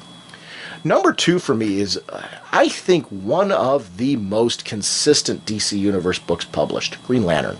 I'm talking about the Hal Jordan book, Jeff Johns. I love this whole Hal Jordan getting this squad together. They're seeking out the different entities for each of the emotions. I've loved seeing him with Carol Ferris and them dealing with their relationship. Atrocitus, Sinestro, all these other characters being in there. But Hal, strong, confident hero. This was a great year for Green Lantern. It's been a great few years for Green Lantern. It's one of those titles definitely deserve the number 2 spot. Number 1 might shock you. Jonah Hex. Really? This is, well, I'm just saying people in general. I don't know how long people have been listening to the podcast. Gray and Paul Miotti are geniuses. This book, for me, one of the absolute best for 12 months, DC, and I'm talking about all 12 months. That's what I was looking for. I really tried to look as much as I could on 12 months of these titles. I've got a separate category for some creative team changes and stuff like that for shorter stretches. This was one, 12 months, every single issue. I was like, oh, what a wicked book. This is, I think it's one of DC's best kept secrets. If you're not reading Jonah Hex, you got to do yourself a favor. You're a reader now and a believer in it, and it's just a great book, Jonah Hex. It's a Western. It's got action. It's got adventure. It's got a character. Ooh, I would not mess with him in a bad day. But you know what? I would always want him on my side. I wouldn't want him to be on the opposite. Because if he was on the opposite, I'd be calling him Mr. Hex and doing everything I could to get him on my side, because he's dangerous. Very different kind of storytelling. I love this book because I read a ton of superhero material that I'm digging and enjoying, but this is something, different flavor. Amen. Go ahead. Well, I'm going to go into my team dynamic next. And good time, because that's my next one's DCU team books. Outstanding. It's funny, the 5th and 6th were tough spots for me, because I strong honorable mention in my 6th spot is JLA. I'm loving the title, and I'm really enjoying seeing where this is going. I'm one of the guys who I like the fact the team they're putting together. He's taking his time. He's telling us what's going to happen, and it's building. And I just couldn't, though, have it pass over the other ones in the dynamics. Just for me, it is that number 6 solid, could very easily be 5. 5 is Legion of Superheroes. As I've said, I'm getting more into the team. I'm getting more into who they are. I'm really just digging it. Some of the stuff, even it's helping me appreciate and enjoy Rebels even more, even though it's not a direct connection and tie. But there is that kind of connection with Brainy's ancestors going currently throughout there. If that makes any sense to you. Mm-hmm, mm-hmm. Next, of course, is JSA. Now, I'm looking team dynamic, not team book. So when I look at JSA, I'm talking JSA and JSA All-Stars. Just the overall concept of the JSA, because each book, even though written different people, they still have that same great team inner dynamic where, if one person's down and needs a breather, another one jumps in with the distraction. It's that bam, bam, bam kind of fighting style, living style, training style, just that general overall, we saw with that one with the recent story, in JSA with the super bad guy that was the baby, and I can't remember his name now, Sith. As they're each hitting him with their full blast, when one person's getting tired, someone else jumps in. Wildcat hit him with a bus for Crimenes. It's just a great, just as they need a breather, someone throws something out there, and that's just a classic JSA fighting style, and I really dig that. Next is Green Lantern Corps. Again, I love the Corps, love the concept of the Corps, the Intergalactic Police Force. Now we've got these other titles that are deviating a little bit off of that, and we're seeing kind of like a special operations unit. We've got the Hal stuff going on with his own kind of uneasy alliance. We're going to get the Reds coming into this, eventually. This is just a really great and exciting and fun time to be a Green Lantern fan. You're getting these, as I said, multiple times, call for backup. The Lanterns don't have a problem with it. They have that mindset, and I love seeing that kind of stuff. Next team dynamic, my number 2 spot is Birds of Prey. I talked about it earlier when I said it was a great family book, but it's also a great team book. You see just the coordination, this coordinated effort between the different individuals. And I love seeing that, Oracle, calling the shots going through. You got your field commander of, Black Canary, right there. You got Huntress, you got Zinda, and now with Hawk and Dove added to the mix, I hope they're around for a very long time, because I really, I want to see them resolve their blackest, their brightest day issue, and then stick on after that. See what they're going to be like after they have their life back, after everything is set and cleared and covered. I want to see where that goes with them. And same deal with Creel and Savant. I want to see where they deal with it and how they deal with this whole matter. And of course, there's a whole Death of Oracle story arc that really has me going, what's going to happen next? And just But for me, it's my favorite book title. It's my favorite team out there, and I was going to put them in like a villain category, but to be honest, that would be kind of cheapening just the greatness that is this wonderful team dynamic of Secret Six.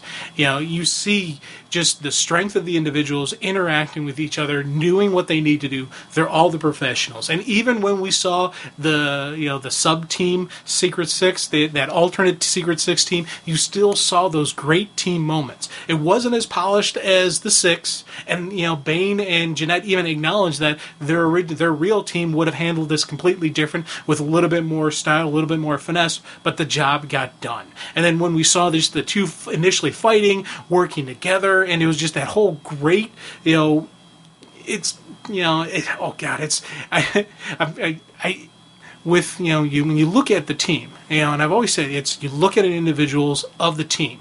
What is more powerful, the individuals or the team itself? With Six, they are very powerful. They are very powerful together, and there is just something more when they have to be. They do that step up, that rise up to the occasion kind of deals, and that is just the thing that just really always has me gushing about the Six, and that's my number one for team dynamic.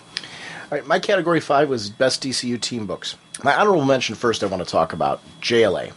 JLA actually winds up in 2 categories. There's another category that I just felt was really more appropriate for my feelings on that. JLA to me, though, this whole team, I think there's been a momentum build for this. It's a team that actually, let me talk about it later. I'm going to save that because I do have that in another category, and where I'm going to go with this fits that category a lot more. My number 5, JSA All Stars, and I was very specific on this. I loved the JSA book, great book. But JSA All-Stars for 12 months, very consistent book, great team. The art's fabulous. I love what Freddie Williams does. Matthew Sturgis really showed me that he understands the JSA. The whole Magog thing, where it was going and it seemed like they were going to this military squad, I'm like, okay, I get it. They're kind of trying to separate from the JSA. But in the end, that whole storyline turned into this great thing where he showed us Magog doesn't fit this. And he built from that this great team led by Power Girl, where we got to see Sand come back, and Atom Smasher, and Hourman. We had a debate last episode where we were having this talk, and I'm like, no, don't touch my All-Stars, because I'm loving them right now. And I love the newbies. But Stargirl, we got Stargirl on there as well, so we've got some great established long-term JSA characters. Some of the ones that John's really worked with, like Citizen Steel, for example, and then some of the real newbies, like their own creative characters that they put in. I'm really loving this book. I love their take on Cyclone. I love their new character they introduced. It's just great. So it's JSA All-Stars number 5. Number 4 for me, Rebels. 12 months, and that's what I was really looking for here. 12 months of just great team consistency on this book. It's a political thriller. It's got action, it's got adventure, but the political end of it really has me engaged. This is if you're reading the Green Lantern books and like the cosmic stuff that's going on in the Green Lantern books, I was a big fan of the stuff that was going on in the cosmic miniseries that we were getting for a while there. Then Rebels was released, and I was like, oh my gosh, this is like an ongoing of what I'm liking, this exploration of how do these races interact with each other. And I love following Vril Dox. This character who you want to smack upside the head, yet you kind of like him too. Like, he's somebody, like, I think we all have a friend like that, he's definitely a friend, but yet you want to smack him upside the head on a regular basis. We all went to high school with this guy, I think. And, Vril's one of those guys, and I love him. But I love seeing, like, Starfire and the relationship going on with her and Captain Comet, and Adam Strange being... Adam Strange and Jon Stewart, that issue was a complete home run with the two of them trying to deal with this thing that they were, in the middle of.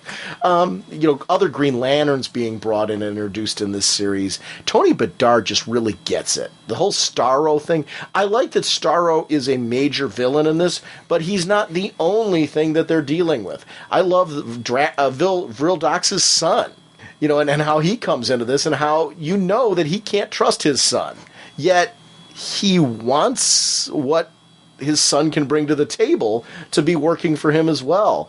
And I just love his whole concept of, they're really the rebels with this whole Legion environment. So that's Rebels. That's my number 4.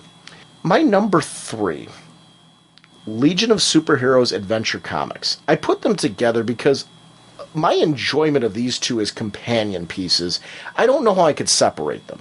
I love the bi-weekly Legion fix that we're getting, even though I don't think it's always necessarily released that way, but I love getting 2 different Legion stories each month.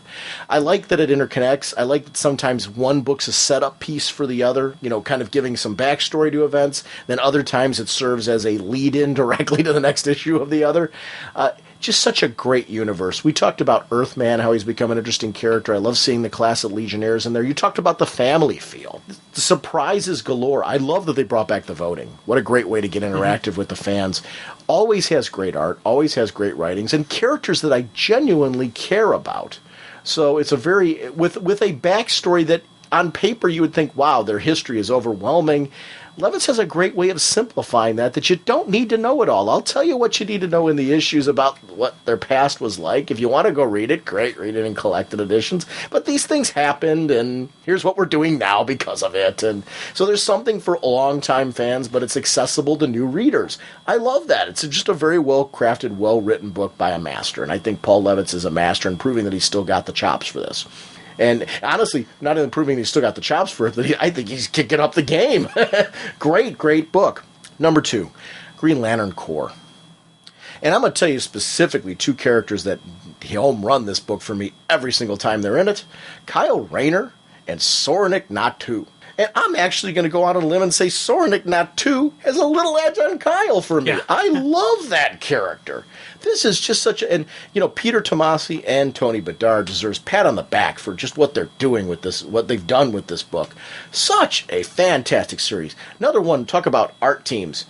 Changing art teams throughout there. This book has always had just fantastic art, great storytelling. Again, talking about with the laws and how the different Green Lanterns have dealt with that. And I'm not just talking about those 2 characters. All of the Lanterns that have appeared in this. It really is kind of our glimpse into what is the culture of Oa like. For both when you're on planet and off planet, how does it affect different Lanterns from different sectors in different ways? And how does it affect the Honor Guard and just the different people running it? I just, that whole universe I'm so engaged with. And you're going to hear me talking more Green Lantern as we continue on in this episode, because there's a lot of love to give to Green Lantern right now. As a Bat guy, I'm a Bat guy. Green Lantern is right up there with me with my favorite Bat books because of it. Number 1. I was going to put 1 and 2 for these 2. And I kept saying to myself, I'm like, you know what? I'm not going to choose. If I was going to go down to just 2 books published by DC right now, doggone it, it would be Secret Six and Birds of Prey. I keep trying to say which, Birds of Prey is my favorite. Secret Six is my favorite. It's really not the case. These are my 2 doggone favorite books published. This woman who writes these books speaks to me. I've talked about her since this podcast started, and that's going to last until unless some craziness happens and she forgets how to write. That's going to keep happening as long as I'm doing this podcast, because the way she sets up fight scenes and adventure and the art teams that she gets paired up with. Birds of Prey's had changing art teams in this series since it's continued, and they're always great artists. I'm really enjoying the overall visual look of this book. Having Shiva brought back in, but seeing Huntress step up her game, and these characters evolve. Hawk and Dove, what she's doing with them, but then Savant and Creote, and then she messes with my head every doggone issue. But we've talked about this show, both in Secret Six and in Birds. We speculate, and we know what's going to happen, and we figured it out, and we think this character's going to go here. And Black Alice, I don't think's going anywhere, dude. Have you read the most recent Action Comics? But that's what it is. Every issue of this, the whole Catman stuff that was going on with him this year was just tremendous. And seeing how the team was reacting to him, and seeing Deadshot have some compassion for his friend, because he doesn't want him going through it where he's obviously already gone, that dark place, because that's why Deadshot's the way he is. There's just so much to love about these books. If you have not read Birds of Prey or Secret Six, these 2 books, out of everything I've talked about this episode, have my highest possible recommendation on must-read titles. If I didn't do an overall category, these 2 are my favorite 2 books that DC publishes, hands down. And I want to make that really crystal clear. Testify, my brother. Testify. All right. Chloe, the Book of Ra isn't here. My next category I wanted to go into was, in the past I had the dun-dun-dun moments, and I've added a couple things. Well, I've added another one, and I'm calling it the heartfelt moments. These are specific moments in a comic book that just made me either go, oh man, it was a tug at the heartstrings kind of moment that just kind of, affected me. Now, my number 5 for this was, and it was funny because I was kind of chuckling to myself because you mentioned the specific scene earlier. It was the Red Robin, it was the Tim Drake Connor in his series when they did that crossover, in Adventure Comics, in the Adventure Comics, and you see those two together, and just that kind of moment where they're like, Connor just looks at him and goes, I believe you, kind of deal. And it was just that cool thing between the friends of them. And Connor's crossing off his list. And it was just, I like seeing just that cool part. I was like, that was like, for me, was kind of like the beginning of the return of my Tim.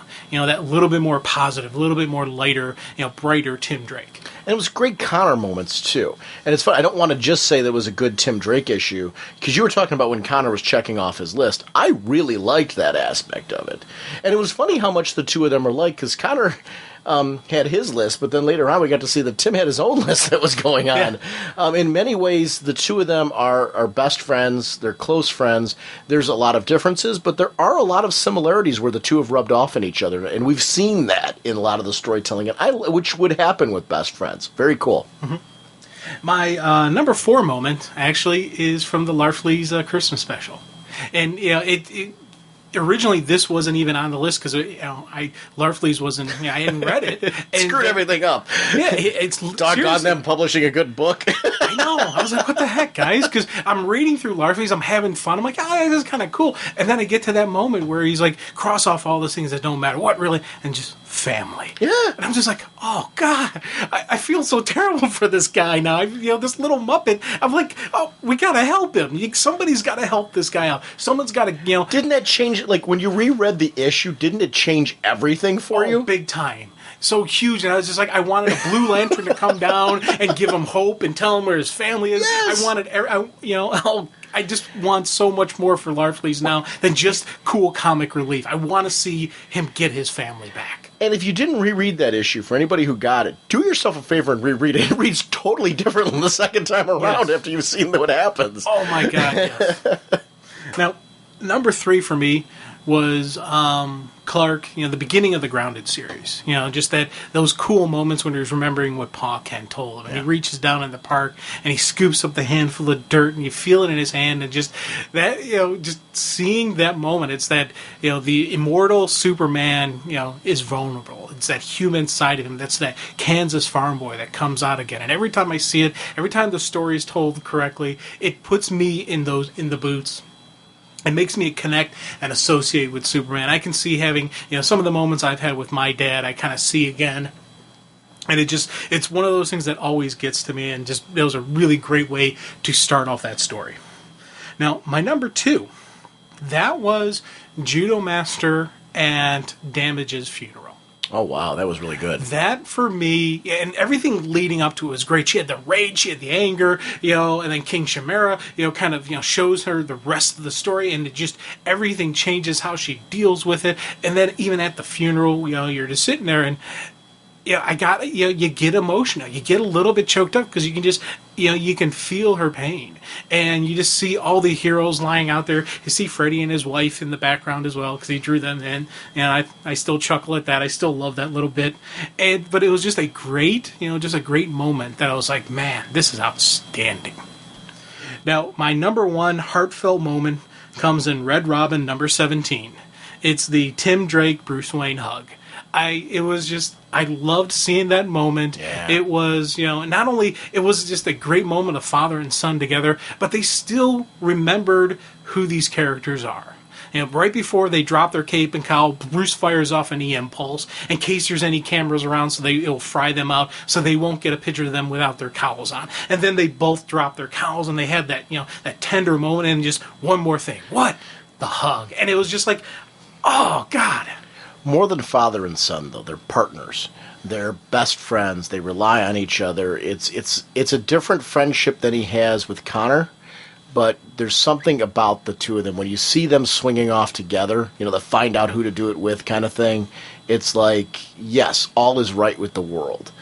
And it just those moments totally made me a believer. I'm like, this multiple Batman thing can really work. Yeah. As long as they stick to the premise that these are different people. You know, and it's the man that makes the clothes, not the clothes that make the man.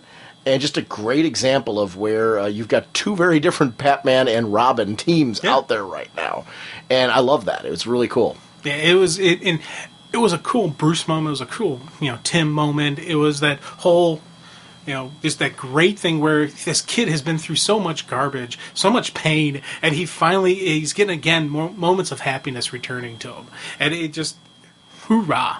My next category was titles showing momentum. Titles to watch, like the biggest improvements. And it was really one of those ones where I wanted to showcase some changes that have been going on in some books that I think have really just worked out for me. Honorable mention in this category goes to Green Arrow. It was just skirting the line, and it actually was in there, and then there was another book that I'm like, ooh, wait, there's one that just a little bit edges it out. But I am a big fan of J.T. Krull, his writing, and what he's doing. I think he's heading Ollie back into the direction that I want him to go. He feels more like the Oliver Queen that we all know and love. Yay, J.T. Krull on that. I want to see more, especially in the last issue with him where we had that great issue with his mom and the lady in the lake kind of thing going on. I'm like, oh, this is, it's hitting at the core of what I like about him. My number 5 was Power Girl. When you were talking about the book earlier, I'm like, yes, I totally get you. It was interesting when this creative team took over. They took over from a Death Star of a team. Mm-hmm. Those first 12 issues of Power Girl were just spectacular fun. Tara was in it. Every issue was exciting. Then this team comes on, and they did the right thing. You don't want to try and do a watered-down version of what was done before, because you're just not going to do it right. They established their own kind of tone and feel while not losing Karen in this book. Power Girl is absolutely fantastic in this one. I love that they played off of the fact that, okay, somebody knows the identity, and how can I turn this into working for me? And then playing into the whole Max Lord thing, where now he's trying to take her money, and there's this whole thing going on there. I absolutely adored the mystery as they were trying to solve it. It wound up being Max Lord who did it. Yeah. But I love that we actually cared enough to speculate on the show who was doing this to her. Power Girl, the artwork is something I want to comment on as well. Adore Amanda Connor. What she did was fantastic. This artist on there is Sammy Bashiri, and I'm butchering it right now. This artist is absolutely doing a bang-up job on this book. I think it's a very good-looking book. Still got that fun factor, still got that power of Power Girl in there. I loved seeing her against the clone. How they can clone a Kryptonian. They cloned her. And she got to go up against herself, but a modified version. It's a great book. It's a lot of fun. I'm looking forward to it. It's got momentum. It's heading in the right direction. My number 4 book heading in the right direction, Justice Society of America. Every comment you made earlier about what you love, this has been a great year for Justice Society. I've been really loving it. Guggenheim came on and Scott Collins. Whoa. They kicked it back up to 11. I think it's something where over time this book's just been building back where I want to see it. I was really afraid that I wasn't going to see characters like Mr. America again and things like that. We're starting to see a JSA coming back into it, a real true JSA. I loved the focus starting off first on founding members and really giving us, a kind of a look into them and their history. And the fact that these two do go back to World War II. We got to see Jay and Alan Scott going at it. I'm very curious to see what's going to happen as this series continues. I was glad to see Obsidian make an appearance, Wildcat, just all the right players. This storyline that's going on with Mr. Terrific has me highly interested. I'm hoping that he can overcome what he's going through. I'm curious to see what characters they bring in as time goes on. Great series. Doesn't look like we're losing anybody. It looks like Alan's going to be back in business again with what's going on with Dr. Midnight. Great ending as far as the year goes. This book has momentum for me. Number 3, Justice League of America. Talk about a title. Justice League was one of those books I found it an enjoyable read. It wasn't one that we talked about on the show, though, because I didn't really have anything I really wanted to say about this team. It had, and I'm not talking about the current James Robinson team, I'm talking about post-Black Canary kind of being leaving his leader. It was really kind of in limbo. That story never got to be finished. We never got to see where it was ultimately going to go. And the team was kind of left in, a holding pattern. James Robinson comes on, and I give him a ton of credit for not just say, bam, this is your Justice League. It was a build to that. He went through Blackest Night with these characters and led to a logical, organic feel. Went through some changes to the team. A lot of it, I think, was because of changes that were going on, like Mon-El going back to the future and things like that. Changed a lot of his lineup that was going to be on Justice League. Then we finally got this lineup. I'm loving this team right now. Dick Grayson as the leader. Long overdue. He fits the role. I'm glad we got to see a gradual build to him having confidence as leader of the premier team in the DC Universe. But you also got to remember his longevity as a leader of the Teen Titans and then the Titans. This is a guy who has been primed and pumped up and ready to go. This is his destiny, and it's finally there. For me, the MVP right from the beginning of Robinson's run has been Donna Troy. Her sense of adventure, her sense of this is what I've been looking for. I've kind of, with the horrible thing that happened to her in Blackest Night, with where her life was prior to all that, she has had closure, and she somehow found that, and I give her credit for it. And a lot of that was true what J.T. Cruel did with her in that one-shot issue of Titans, I believe, or Teen Titans. Yeah. One of the issues that he did with those, it was J.T. Cruel. The one shot with Donna Troy I thought was great. She's in this place now where she is enjoying being a hero. She feels like that big sister again. Her interactions with Jade, I think, are spot on. Something that I'm really digging. Get into Jessie Quick. Her coming over to the team makes logical sense. I loved her as Liberty Bell. What Jeff Johns was doing was fantastic. I loved her in the co-feature that was going on over in All-Stars. To see her here right now in this spot, she feels like she belongs there. She's a character who is just a great, and I'm glad that they've got somebody that can be consistently on this team. It's a Flash that they can really play around with. Supergirl. Talked about earlier. My absolute favorite Superman title right now. Character who's really primed and ready for this. It's my only thing with the Dark Supergirl storyline is I want to see Kara back. But I like what they're doing with it right now. And that's going to be a temporary thing. I'm anxious to see where it goes. I'm anxious to see how the team can bring her back from what she's going through. It's going to be a team effort that takes her and makes her go there. Congo Bill and Starman. I'm anxious to see more of them on the team. I'm interested in the JLA. And then we've got this great thing on the horizon with a Blue Lantern being on the team. Yeah. All right. So to me, the storyline that has really given it the momentum, I really enjoyed the crossover, but it was really, I was looking forward to where it was going with the Crime Syndicate storyline. I've always said that I think that's the one that was going to finally show us this as a team. I think the Crime Syndicate storyline did that. I am thrilled with the JLA right now. I care. And it's a book that for a while I didn't care too much about. I enjoyed it. I was still getting it. I wasn't ready to dump it or anything, but I just didn't really care much either. And this team's in a place where I do. Momentum. My 1 and 2 have a tie, and I really had a tough time. And these are really books that Detective Comics with the brand new creative team with Scott Snyder, Jock, our good friend David Barron is on there. You talk about your love for Dick Grayson. These guys have crafted a book that shows him now this is his Gotham. It's no longer he's filling in for Bruce. He is Batman.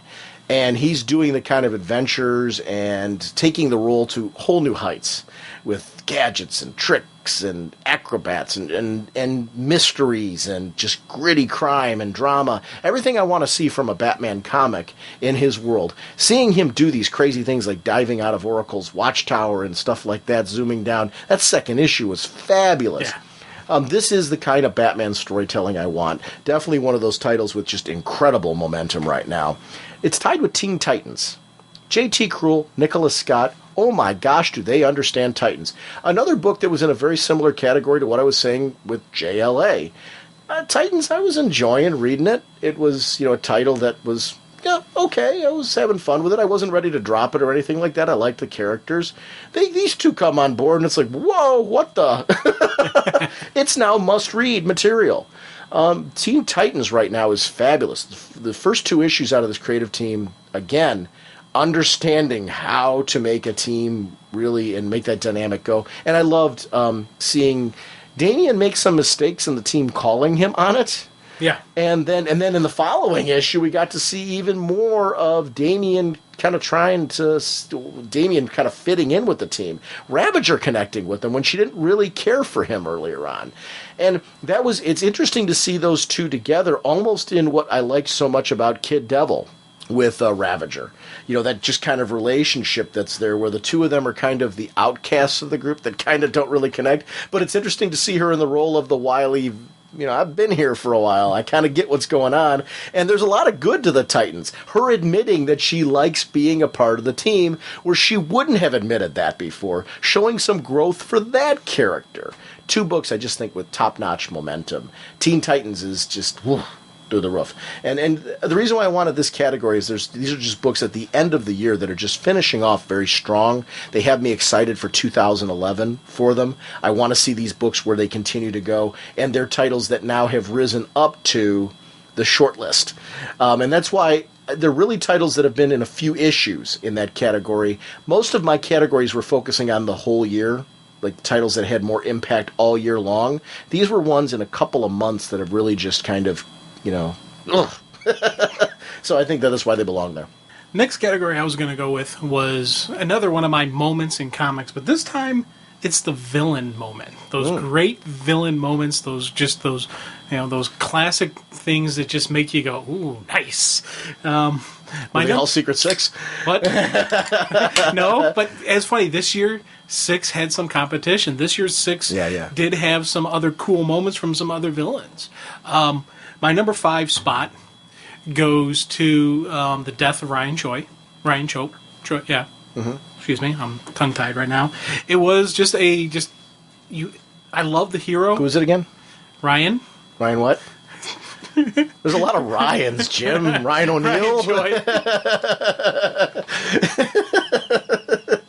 Come on, give me a Ryan break. Reynolds. Yeah, Ryan Reynolds. But Ryan's death, it was just one of those monumental, oh my God, I can't believe they killed him off kind of moments.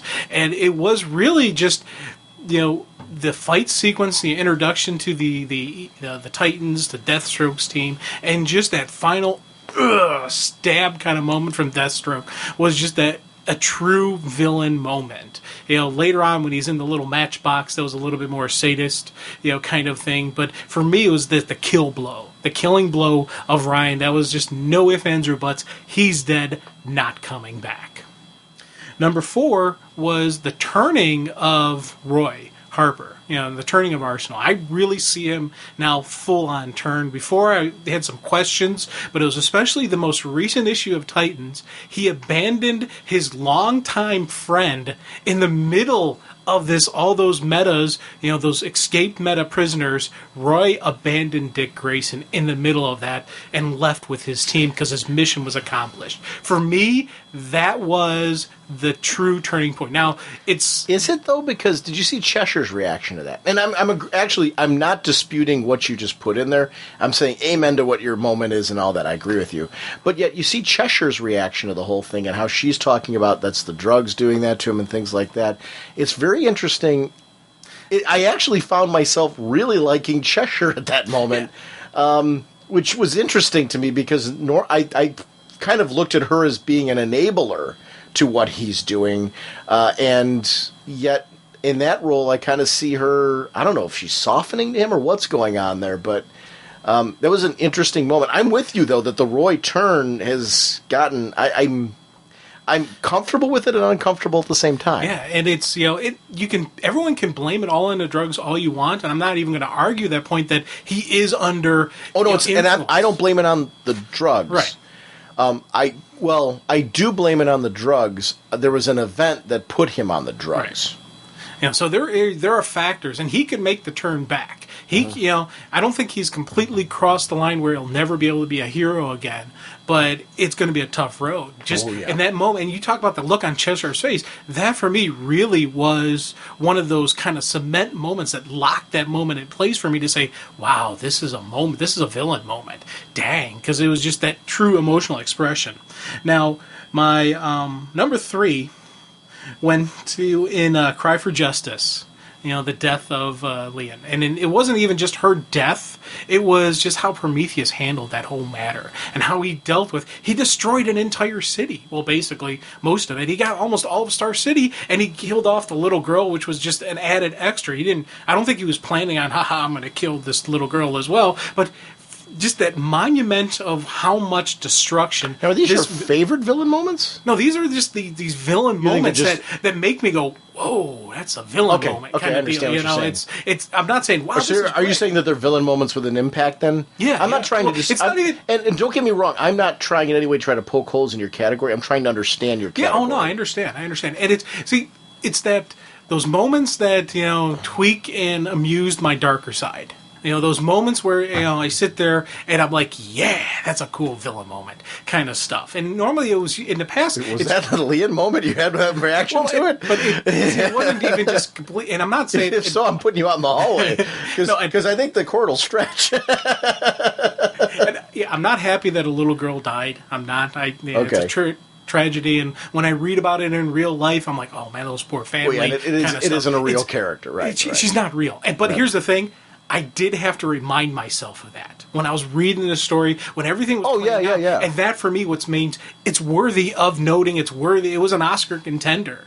It was definitely because it was taken seriously. Yeah, because it was such a serious, massive, awesome villain moment that it had to be taken seriously. Now, I will say one thing about that, because it is one of those moments. I taking out whether or not you agree or disagree with it, I am very glad that it is something that we see still impacting. Like, why is Green Arrow a title where I'm like, it's honorable mention on gaining momentum? Well, because Ollie has been, for the better part of this year, reeling from what happened to her. It's the same thing with Roy. This actually had impact, and it needs to continue to have impact. You got to show me that was necessary, and that's something they are right now showing serious impact over what happened with that.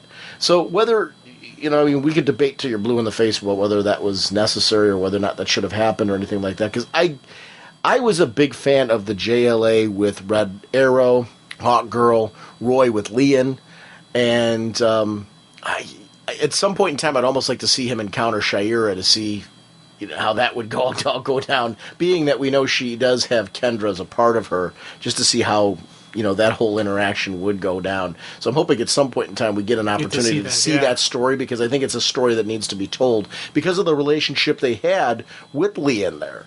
I don't know. It's an interesting, because that's where, is there some validity to doing it? Well, what do they do with it now?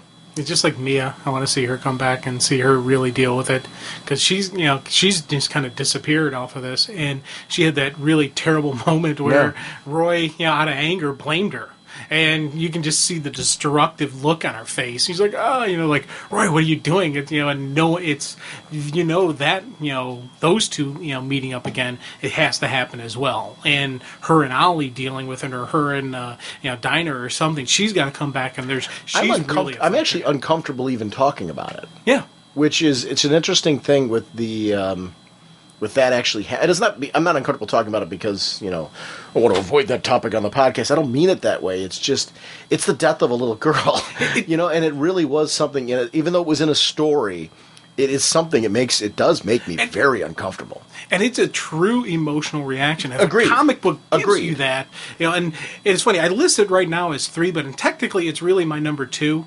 I just wanted my next 2 were going to be Secret 6 moments, so I figured I'd just put them together. But really, this one was fighting for the number 1 spot. For a while there, I was sitting there thinking, yes, no, and I kept going back and forth just because of the sheer emotional response this got from people that I'm like, this has to get noted. But I did go with 6 for my number 1 spot. Now, my number 2 spot, I mentioned last year in the Oscars, but it was a 2010 date on the cover, but it occurred right at the end of the year, and it was from Secret 616. It's that great issue where Catman teaches, instructs that guy how to torture. Torture the guy that killed his little girl. And that whole sequence there, I still love that moment, and I brought it up just because it had the 2010 date on it. Did you go by cover date, or did you go by place? Because I included things from December of this year. I'm talking about actual releases right up until. I tried, in the past, I always went by cover date because I needed a thing. But then in the last couple of years, I've been doing. And I'm not disputing you putting that in there, but I've been going by the release date. But sometimes, like with this one, when I see something, I'm like, oh yeah, hey, did I mention it? Oh, I'm going to mention it again because I really love that scene. I'm not going by release date anymore. I'll tell you the reason why. Because the way I look at this show now, and this isn't you. What you did was great, so I'm not knocking anything you did. So please don't take that the wrong way. I think the way I'm kind of looking at this show now, and why I thought we should do this as our first show to kick off the year, this is kind of our concluding statement on 2010 and all the books that were released in it. So we can look at next year when we do this. We'll do the same thing. Start of the year, we'll kick off concluding statement on 2011. So I did look at everything kind of leading. That's why I did the category with books that were gaining momentum at the end of the year. So it's kind of interesting. Maybe when we look at next year, we can kind of look at it that way. That moment with Catman is absolutely brilliant, and I absolutely agree with you. But it was interesting, and I think we should probably talk about this year as we go through it. Are we going to look at cover date, or are we going to look at placement? Because it's an interesting point, because cover date's actually, 2 months off, I think? Yeah. Now, my winner, and part of the reason it won was because it had two great villain moments in one comic. And it was from issue 20 of Secret Six. And this was really the beginning of the Cats in the Cradle story arc. You have that great moment when he's on the phone with the guy, and the guy's like, I have your son. And he goes, I'm dangling him over the edge. Go ahead. Drop him. I'm like, what? And it was just that great moment. You see the guy on the other, this quote unquote bad guy, tough guy, who's torturing you, going to drop a little baby, is really just put in his place over the phone. And how hard it is to intimidate somebody over the phone. And it was just a beautifully written part where he's like, I know you're in the harbor. I know you're, accent. And he started just going through all this stuff. And even the guy tried to still hold on to it. You don't understand. You think I'm bluffing. I'll drop him. Go ahead. You'll run. You'll hide. And in the dark, I'll find you. And I was like, wow, I still just love that moment. But, also, though, I think probably one of my favorite is that torturing death of the knife dude, Claudio Reniti. And I just love just the whole fight sequence. Initial throwing the daggers at him, he pulls the girl in front of him.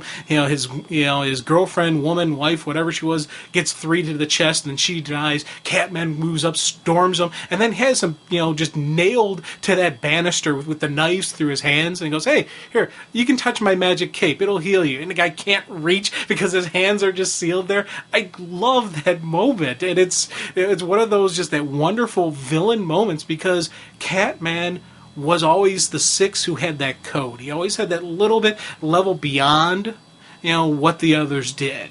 And there was always, he could skate the hero line. He could probably be a hero. Stuff like this changes a man. He tortured that man to death, and just, the amount of blood that he has been shedding throughout that whole story arc, justifiably, many people can very easily argue because of what he's going through and, trying to save his child and all that kind of stuff. But there is still that line that he did cross over. So Catman, in a way, has now kind of become more villain than hero, whereas before he was more hero than villain to me. And that was just, right there was the beginning of the moment of the turn of Catman, if you will.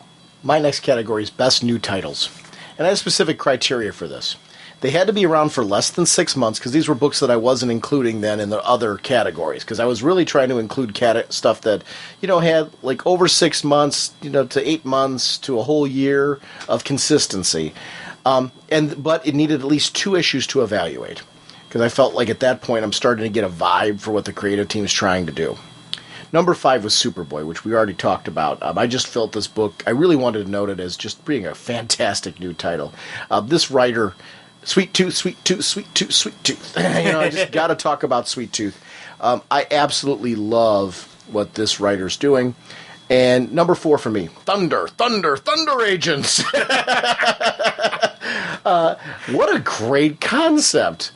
You're convincing these people to be looking at people really who are in many ways, they've got something to offer yet are slightly broken, so they might take on these roles where they can give up their lives. There's a morality play going on here where it's like, I don't want to be a Thunder Agent, yet I can't help but wanting to see what's going to happen to him.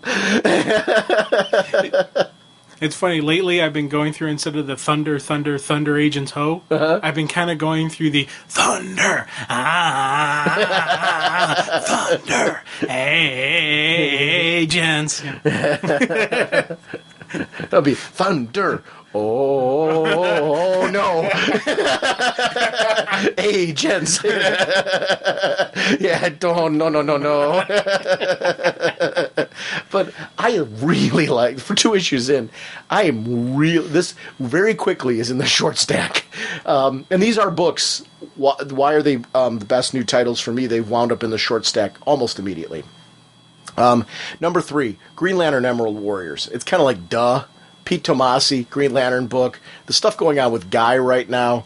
To me, I loved that he has had this relationship going with Arisia and Kilowog. These are characters who've known him for a long time. They're going on faith right now, but realizing that he's been keeping secrets from them all along. I like that Kilowog in particular he's kind of like the good guy in this, where he's saying, no, I believe in this. These are, there's a certain moral code I believe in here, and I need to stick with that. I'm not comfortable with a lot of the things we're doing here. And he becomes kind of the conscience. And a guy needs one with what he's got going on inside him right now. But yet we see a maturity with Guy and understand what he's doing and why. I love the Red Lantern being there, and just seeing the different levels that this is going to go. But Guy fighting off the red and the focus of it was, to me, just top-notch, and I really love the book so far. Number 2, Freedom Fighters. Oh, every single issue. Home run, right from issue 1 straight on through. Uncle Sam, the whole crew. Oh, wait, it's Uncle Sam and the Freedom Fighters? And was it like 2 issues now we haven't seen it? But I keep waiting to see who's worthy to bring back Sam, and I think that's what we're leading to. But the whole team is just plain interesting. Their relationships. We talked about how the squad will switch roles and switch spots in order to better use the advantages of the other player. This is a team that's worked together for a while, understands each other. And they're fighting different kinds of conspiracies and missions that go on that would... Talk about Superman. He's looking for things that the heroes aren't doing. It shows that in the DC Universe, there are things that are falling under the radar of some of our other superhero teams, and teams like the Freedom Fighter are focused on those type of things. There's a room for this team, and they're doing something a little bit different. I like them kind of being their own little separate thing. And it's Gray and Palmiotti, once again, just hitting a home run. It's funny how this book, it feels like it continues off from the first 2 series, yet it feels very different at the same time, in a good way.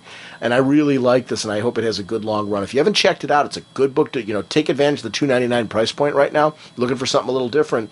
You don't need to follow 10 books to read this one. It's cool. It's very cool, very contained. And it's a different sort of team book in the DC Universe. Number 1 for me, Batman Inc. I did not consider this in my Batman books, mainly because of just came out. So I was really looking in those titles for all year long. This right now is everything I want from Batman. It's just, whoa, brand new title right out of the starting gate. It's exploring a new concept. Bruce and Catwoman having these great, amazing moments and adventures in Japan, and kind of seeing how these characters... these different Batmen and these different agents that fill the role, it's something I'm so interested in. I'm anxious to see how thematically every single arc will change based on the new Batman that he's trying to recruit. I'm interested to see if it's going to be the 2-issue story structure the whole time, or it's going to be something different. But it does feel a lot like my favorite television shows or cartoons, in the sense that those little captions at the end with, see you next week and those type of things, they're not cheesy. They kind of fit and set this whole sinister sense of adventure for next week. It's like Bruce is having fun in the role again. Yet it doesn't lose a darkness, if I'm making sense. I mean, that Mr. Death creature guy was, he was alive the next issue, and it's like, what? How? Really, really liked how that all played out. So Batman Inc. is one of the best new titles. Actually, it's my best new title of the year right now. I'm going to go into my palate cleanser title. I've got, my palate cleansers that I've mentioned and talked. And I sat down and I'm like, I kind of ranked them. And it was interesting because, well... You had to clean that before when you were trying to get out Ryan and Troy. Yeah. Sorry about that. Oh, no problem. My number 5 is The Spirit. Now, this is a great title. It's I use it as I literally really do use it as a palate cleanser. I use it as a nice I these pictures of you sticking it in your mouth. Why did Jim keep sucking on comic books? I'm sorry. Oh, no, go ahead. No, it's a great book. It's that fun book. It's that cool, that film noir kind of style, and just it. But and it's still a cool superhero story. But he is that different kind of guy. And it's funny, as you were talking about it and describing it, I'm sitting there nodding, going, yes, yes, yes, yes, yes. Now, my number 4 is, and it's funny that I consider it a palate cleanser, but it's a fun book that I read through multiple times every single time. I am, of course, talking about Tiny Titans. Titans. It's Johnny DC, but there's still little, stuff for me to enjoy. I enjoy the fun art style. I enjoy just, what it is, what it's telling, the story it's telling. And for me, it's a solid Teen Titans story, but it does have that all age appropriate. It does have the funness to it. I find myself going through the little, mazes, or what's the, they'll like say, what's missing in this? What's different in this costume, or anything like that. Those little things I find myself doing. Now, I don't write in the comic because I can't, deface the comic, but I do, go through with my mind and, and I draw my imaginary line, and then I promptly bag and board my comics and, put it and file it away and whatnot. Mm-hmm. Number 3 is iZombie. Really just, that Vertigo title, a great, fun, story. I mean, I keep using the term fun, but for me, that's something that the palate cleansers do have to have fun. They have to have something a little bit different. They have to have just that, je ne sais quoi about them that just makes me go, oh, okay, cool. Kind of like it. I don't want to say relaxes my brain that it's good, because it's not a thought-producing comic, but it's not so focused and tied in on, the events and story arcs and DC Universe. It's its own little separate thing. It's a cool story, and I really like the way they're explaining vampires and zombies and, and ghosts and whatnot. Vampires, zombies, ghosts, oh my. But as I continue on with the vampire, of course, my number 2 was American Vampire. Now, for the longest time, this would have been my number 1 palate cleanser, because it's a great vampire story. It's a great, I'm loving the art style, just the little tweaks and the messing around with, it's that gritty kind of Vertigo style art that so fits it. The backup stories that they had written by Stephen King, there was just so much that I was loving about American Vampire that, for the longest time, you would ask me your favorite palate cleanser, Jim, I would throw it out American Vampire. Now, the one wait. Okay. Wait. I'm sorry. I'm chuckling here. First of all, I'm loving everything you're saying. I just want to, and there's 100% validity to everything you're saying. Amen. My brother, testify. But every time you say palate cleanser, going back to our Colgate discussion this year, you sound like a toothpaste commercial. Jim Segulin for palate cleansing comics.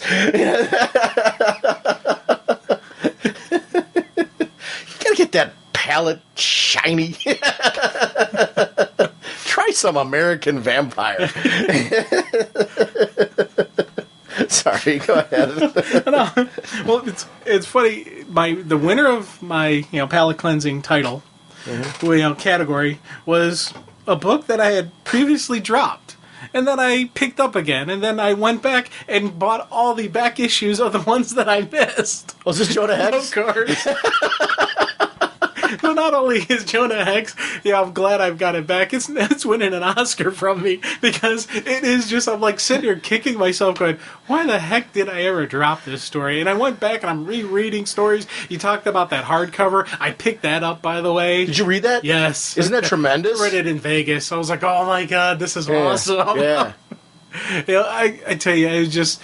Isn't that hardcover though just a great jumping on point? Yes. Like if somebody's willing to, because it's a very contained piece and it's a deep, rich Jonah Hex story. I highly recommend that for anybody who's like, I don't know if Jonah Hex is for me.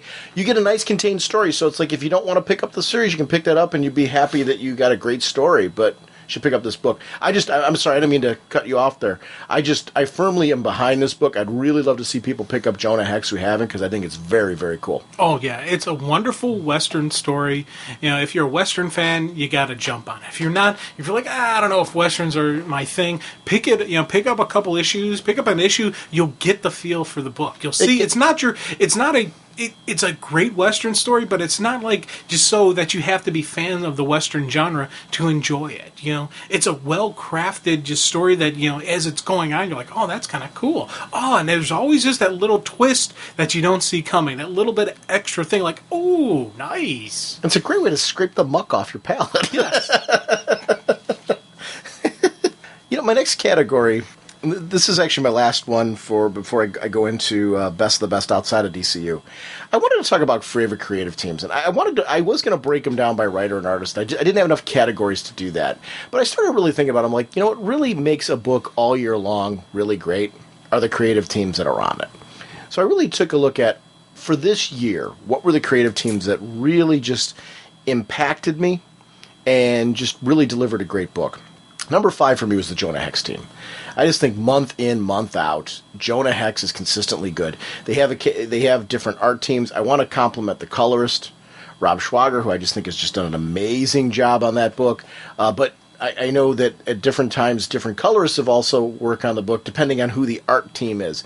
It's always got a really cool Western vibe and flavor. I love the done in one, but I love that the book isn't stuck to that. It'll do, you know, a 2-issue story, a 6-issue story, or whatever when necessary. But a lot of times those done-in-ones are just perfectly brilliant, wicked endings, you know, that just need to end that way because it's a good story. So I really, really love that. I actually recommend for people who would like a really good, solid vibe for what is the comic like. If you saw that Jonah Hex short that was recently on one of the DVDs, I forget which one it was on right now. Was that on the Batman one, Under the Hood?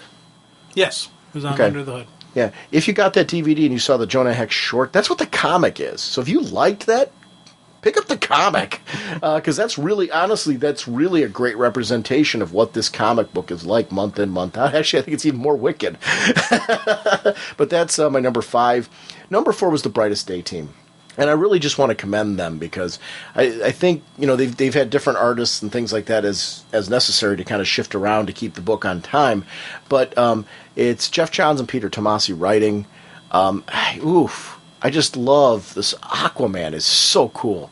The Hawkman issues were just fantastic. Dead Man is like, I want titles for all these characters that are in this Firestorm. I'm a huge Firestorm fan. Both Ronnie Raymond and Jason Rusch, I loved his whole series. Actually, I became a huge fan of Jamal Eigel's art from his work on Firestorm with Jason Rusch. To see that that creative team has done such a great job at bringing in what's best of both of these characters into there, I just think is absolutely fantastic. So, you know, the Brightest Day team, home run at understanding all these characters. Number 3, I'd be remiss if I didn't talk about just how enjoyable the entire Green Lantern universe is. So I'm going to say the Green Lantern teams. And I don't mean that to be cheating, but I don't know how to separate them. Because I'm at the point right now where I can't pick what my favorite Green Lantern book is. I think that they're all unique in their own way. They're all doing their own thing, yet they're thematically connected. I love that about them because I think it's actually made the titles stronger. That events that are going on will sometimes pop up, like Sinestro.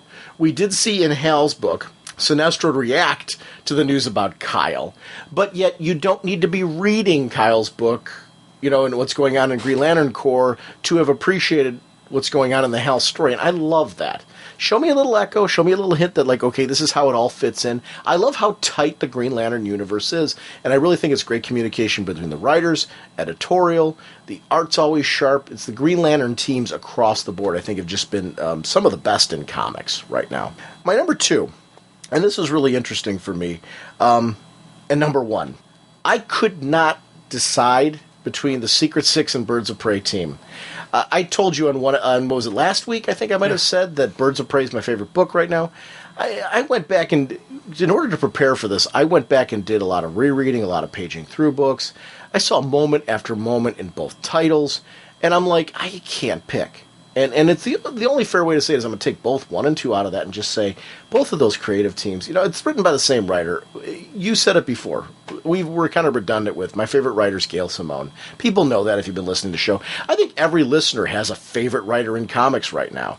And if you don't, try to figure out who those people are who are nailing just what your vibe is in comics. We all have them, and they're all different, and that's okay. It's one of the great things about comics right now is there's a lot of diversity out there in the creative teams. There's a lot of diversity in the art. There's something in comics, I think, for everybody right now, and she just speaks to me, and the art teams that she's been paired up with are fabulous, so my favorite creative teams are Secret Six and Birds of Prey. Nope, not a big shock there, but I wanted to note creative teams, because not just Secret Six and Birds of Prey, but those other creative teams, Green Lantern, Brightest Day, and Jonah Hex, I just think have been absolutely consistently fabulous month in and month out. Next one I'm going to go with is my heroic or my hoorah moments in comics.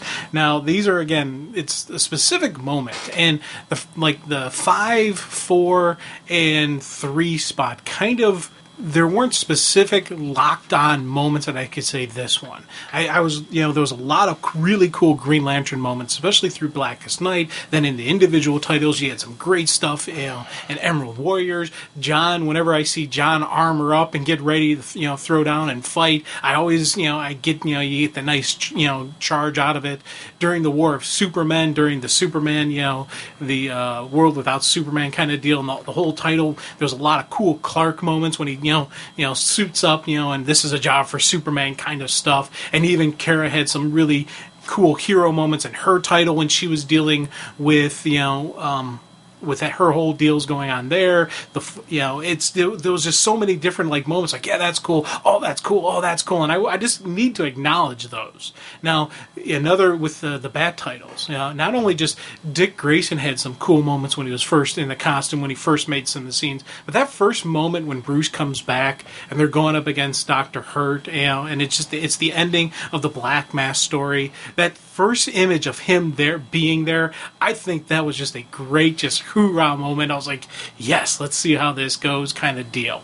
But for me, my number 2 spot, and this for a while there, was going to be my number 1 moment. Because this was the thing that stuck out in my head, and I kept thinking, yeah, you know what? That was a really cool point. It was in Birds of Prey when Black Canary's fighting White Canary. And they're going back and forth, and every time she'd do a canary cry, she'd throw, the stars and the knives at her, so she couldn't cry. And that one moment when Canary realizes both of her hands are full as her hands are on the ladder as she's climbing, between the one rooftop to the other rooftop, and she realizes that moment, and she canary cries her into next Tuesday. I still just, get a hoorah kind of moment, just seeing her hit her, unleash on her, blast her, basically, through the next building, and just that whole follow up as the fight continued on. I loved that moment, and I was actually going to say that is my top hoorah moment until Justice Society of America number 45. This is the ending point where Jay Garrick pledges to remain in Monument Point until the city is rebuilt. It's not Monument City? Right. Which we said 20 gazillion. No. That was me who said that. I will say we. I said that. So I loved that moment. Just not only was it artistically cool because he's sitting there, he's got the American flag there, but it shows you why Jay Garrick is not only just a cool superhero, but the JSA rock. It reminds you that, JSA is about making the better hero. And what would a true hero do? They just destroyed a city. Are they just going to up and abandon it and go, well, that's not my problem, that's someone else's fix? No. They're going to get in there, they're going to, get their hands a little bit dirty, they're going to rebuild, repair, restore. And I just love seeing that whole aspect of the Justice Society doing that. And I was like, yes, this is it. This is one of those true hero moments. It was a cool hoorah thing. I'm so excited to see where this goes through. What, this one moment is going to be a great linchpin going forward. Now, my category number 9 is my other Dirty Baker's Dozen category. The best of the best. I actually did add 13 so I could do a Dirty Baker's Dozen, because I called them my Dirty Dozen at first because I had 12. And I'm like, well, no, I really can fit in 13. So this is the best of the best outside of the DCU. These are comics published by DC that are either in the DC Kids imprint, Wildstorm, or Vertigo. I read a lot of comics, and there's a lot on the show we don't get a chance to get to. And these are lines that are really important to me. An honorable mention, which didn't make the cut, but it was really close. All new Batman Brave and the Bold, and then Batman Brave and the Bold. I really enjoyed the cartoon a great deal, especially the new series right now, and the old series that came before it, really do a great job of extending that cartoon. So if you're a fan of the cartoon, you're like, oh, I'm sorry that it's ending and all that, this is a great way to continue that experience. The only one I can think of that there was a Justice League Unlimited cartoon tie-in, which did a great job of extending that cartoon after that ended as well. So if you're finding, you're like, wow, I really enjoyed the Batman Brave and the Bold cartoon, I'd love to get more of that fix. Every issue feels like a new episode of the show. So do yourself a favor and consider picking that up. That's my honorable mention. Number 13. I'm a huge fan of the God of War game. I picked up on the PSP, and I'm reading this exclusively on the PSP. They have digital comics on there. And one of them is God of War by Marv Wolfman. And the artwork is absolutely stunning. It extends it expands on the tale of Kratos, the main character. So anybody who's ever played the game God of War and loves the mythos, this is a expansive story, really telling us who Kratos is, a lot of his background. It feels a lot like the game, but it really adds to the lore, gods, and mystery. It's everything you like about Wonder Woman, for example, with mythology and all that being brought in. It's this bitter guy who is a Spartan that it really challenges the gods for supremacy. And it's just a great comic and a great story. And I'm really enjoying reading the digital version on the PSP. So that's the way I'm reading that one. Number 12, another one that I picked up digitally, Victorian Undead by Ian Edgerton. And I'm sorry if I'm pronouncing his last name wrong, but this is one I picked up. I jumped on the bandwagon late on this one. I picked up the first 5 issues on the digital app from DC. And it's a storyline. I think I'm going to go to singles of the regular comic on the second series, which is out right now. And because I'm really, really digging this story. And it's one of those where I don't know that I want to wait. Sherlock Holmes versus the Undead, set in the Victorian era. I'm a big fan of story tales set in past history. That's why I like God of War. That's why I like this. I like games like Assassin's Creed because of that. I like getting into and being pulled into shows like Doctor Who. What do I love about them? Time travel stories. I like to be taken into different eras. This really fits as a very cool way to spin a little bit on the genre of undead stories, which is really cool out there right now. And for anybody who's enjoying things like Walking Dead and stuff like that, give this one a shot, because it's a little bit of a different take on the whole zombie thing. I'm a big fan of Walking Dead, and this book kind of fits right in as something a little different. Number 11 is a book that I'm sad's no longer with us. It ended this year, Madame Xanadu. Matt Wagner, Amy Reeder Haley. Just a gorgeous book. It actually had some Michael William Kaluta art. It's just such a wonderful look at this girl's, Madame Xanadu's, journey from being like this wood nymph kind of character into present day, being this magician that we're so used to seeing her as. This. I love the vulnerability of her. I loved her relationship with the Phantom Stranger. Just everything. We got to see her with Zatara. This very Vertigo-y look at this character, and it's just a wonderful series that I'm really, really going to miss. Number 10, Hellblazer. I've talked about this on the show. I don't know what's wrong with me. I never read Hellblazer. A couple issues here and there, I just never got into it. Peter Milligan comes on board, and I picked it up, just for the heck of it, because I figured it's a new arc, new kind of jumping on point. I can't put the book down. And these are all books, I should note, these are all books that wind up very quickly in the short stack. I have trouble deciding whether or not I've got to read some of these books on the first night. And Hellblazer is one of those books right now. I'm very interested in what's going on in the Hellblazer universe. That's my number 9. Layouts by Giuseppe Camicoli, finishes by Stefano Landini, cover by Simon Bisley. It's just a good-looking, great book. Number 9 for me is iZombie, written by Chris Robertson, art and cover by, I'm a huge Madman fan.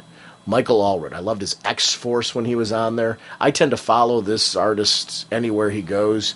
This is one of those great little tales about this undead girl who deals with ghosts and vampires and werewolves, all the things that you expect. Yeah, exactly.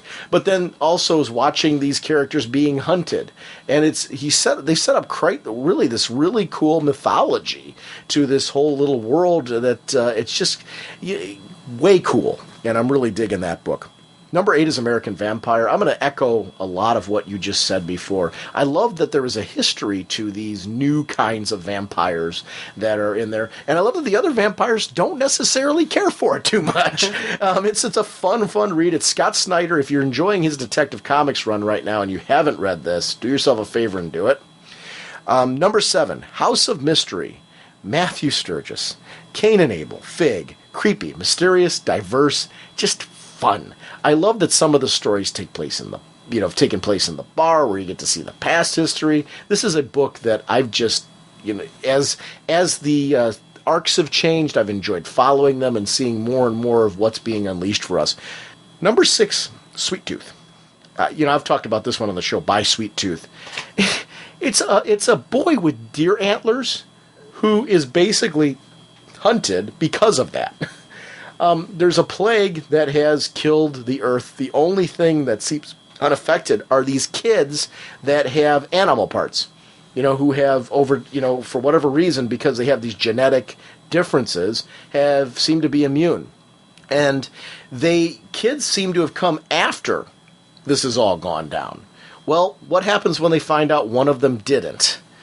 And would you take it that he is the cause?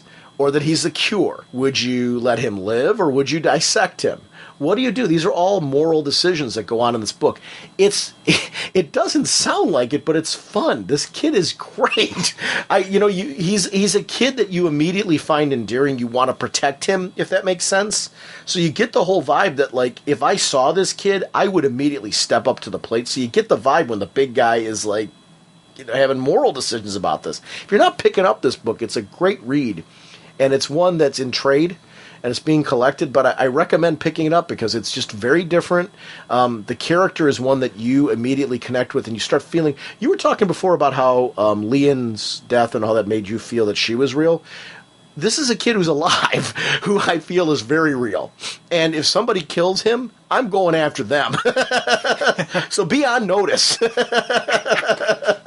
I really dig this book, though. Number 5, Jack of Fables, and number 4 is Fables.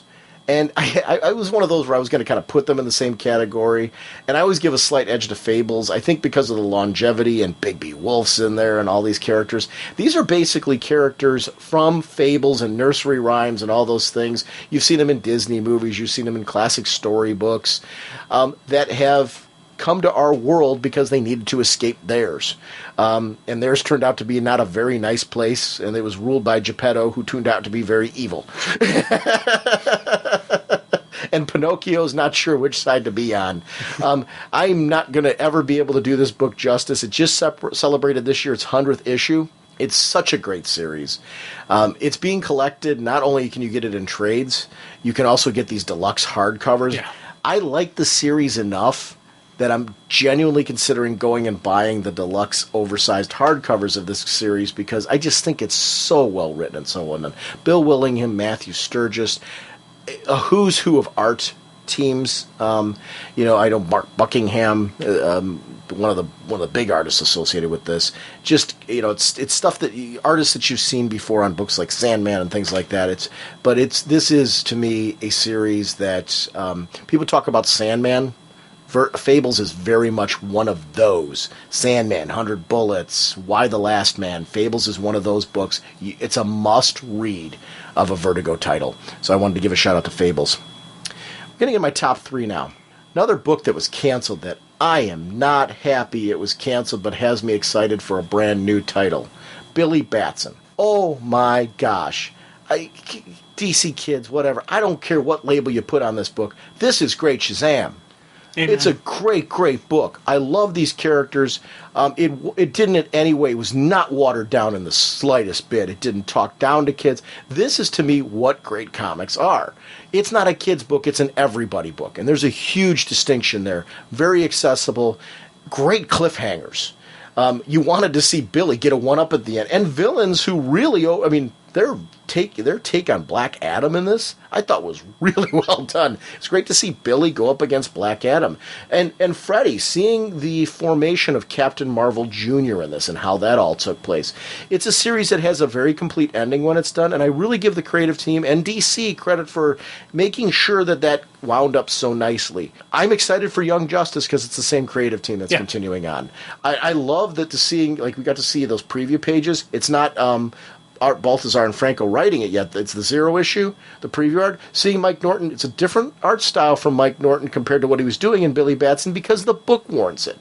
I am a big fan of what Mike Norton does on a book because he really looks at the theme of the book and changes it up a little bit. He did this with Green Arrow, where changed up the art style a little bit on Green Arrow based on changing writers. Changed up the art style for Billy Batson, making it more of a cartoony look because that's what fit that book. Now he's doing something different for Young Justice. We got to see him do a fill-in issue now on JSA. This guy is just art magic. And I'm very excited for Young Justice because it's my number 3 book.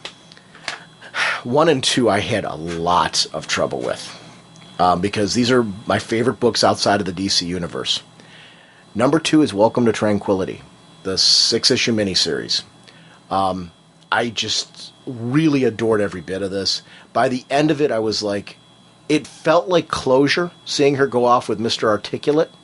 It's kind of a, we're putting Tranquility on the shelf for a little bit and I felt as a fan who's loved Tranquility for 18 issues, 19 actually, if you count the one shot from the Armageddon. I was sad to see that. Because, especially with Wildstorm as the imprint ending, I'm hoping this book comes back. I'm hoping we get to see more of it again. I don't know. I'm hoping that that's something that happens. If not, I will be thrilled to keep rereading these issues. This was a great ending to a series. Another one where I was speculating and totally wrong because I thought this would be the redemption. And it really was. And actually, I give more credit for it not being that. I love seeing that the son did kind of his own things, and yet Dad's still responsible. Just such a great series. If you've never read Tranquility, I recommend you going back and picking up the 2 trades of the first series. And then this has got to be traded, I'm hoping. And if not, pick up the singles of this. And you can, in a really quick spell, you can have a complete story of this. You pick up 1 trade of Welcome to Tranquility, though, and you will be instantly hooked. It's very similar to what I'm saying with Billy Batson. I think there's just tremendous books that people might have missed that you need to really grab. The reason why I had such trouble, my 1 and 2 flip-flopped so many times. My number 1's Tiny Titans. Oh, I don't know how they do it. Yeah.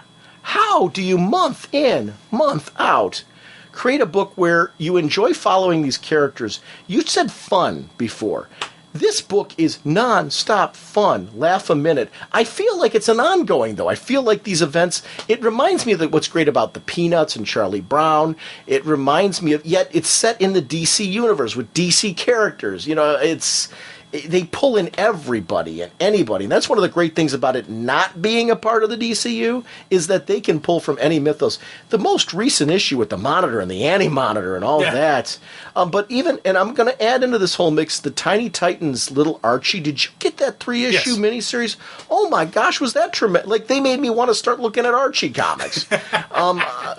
Which is a compliment to Baltazar and Franco with what they do. I don't know how they just have managed to month in, month out, just keep this book so entertaining. It's a must read. It is my favorite book outside of the DC universe. It's always, not hesitation, always in the short stack, always gets read multiple times. Just because it makes me smile. And comics, this is an entertainment medium that takes us away from the stresses of life. And all of these books that I've mentioned are books that are important to me, and they do that for me. So thank you to all the creators in the DC universe that have published these books. Thank you for DC for publishing, but the creators, really, for your creativity, art, writing, everything you do. This is comics for me are my escape from the stresses of life. I don't get angry because of comics. I get excited to read comics because they take me away from stresses that we're all dealing with. Some of them that we can control, some of them that we can't.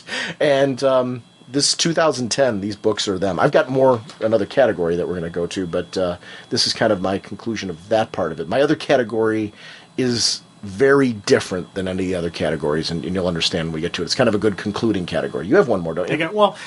I kind of did something stupid.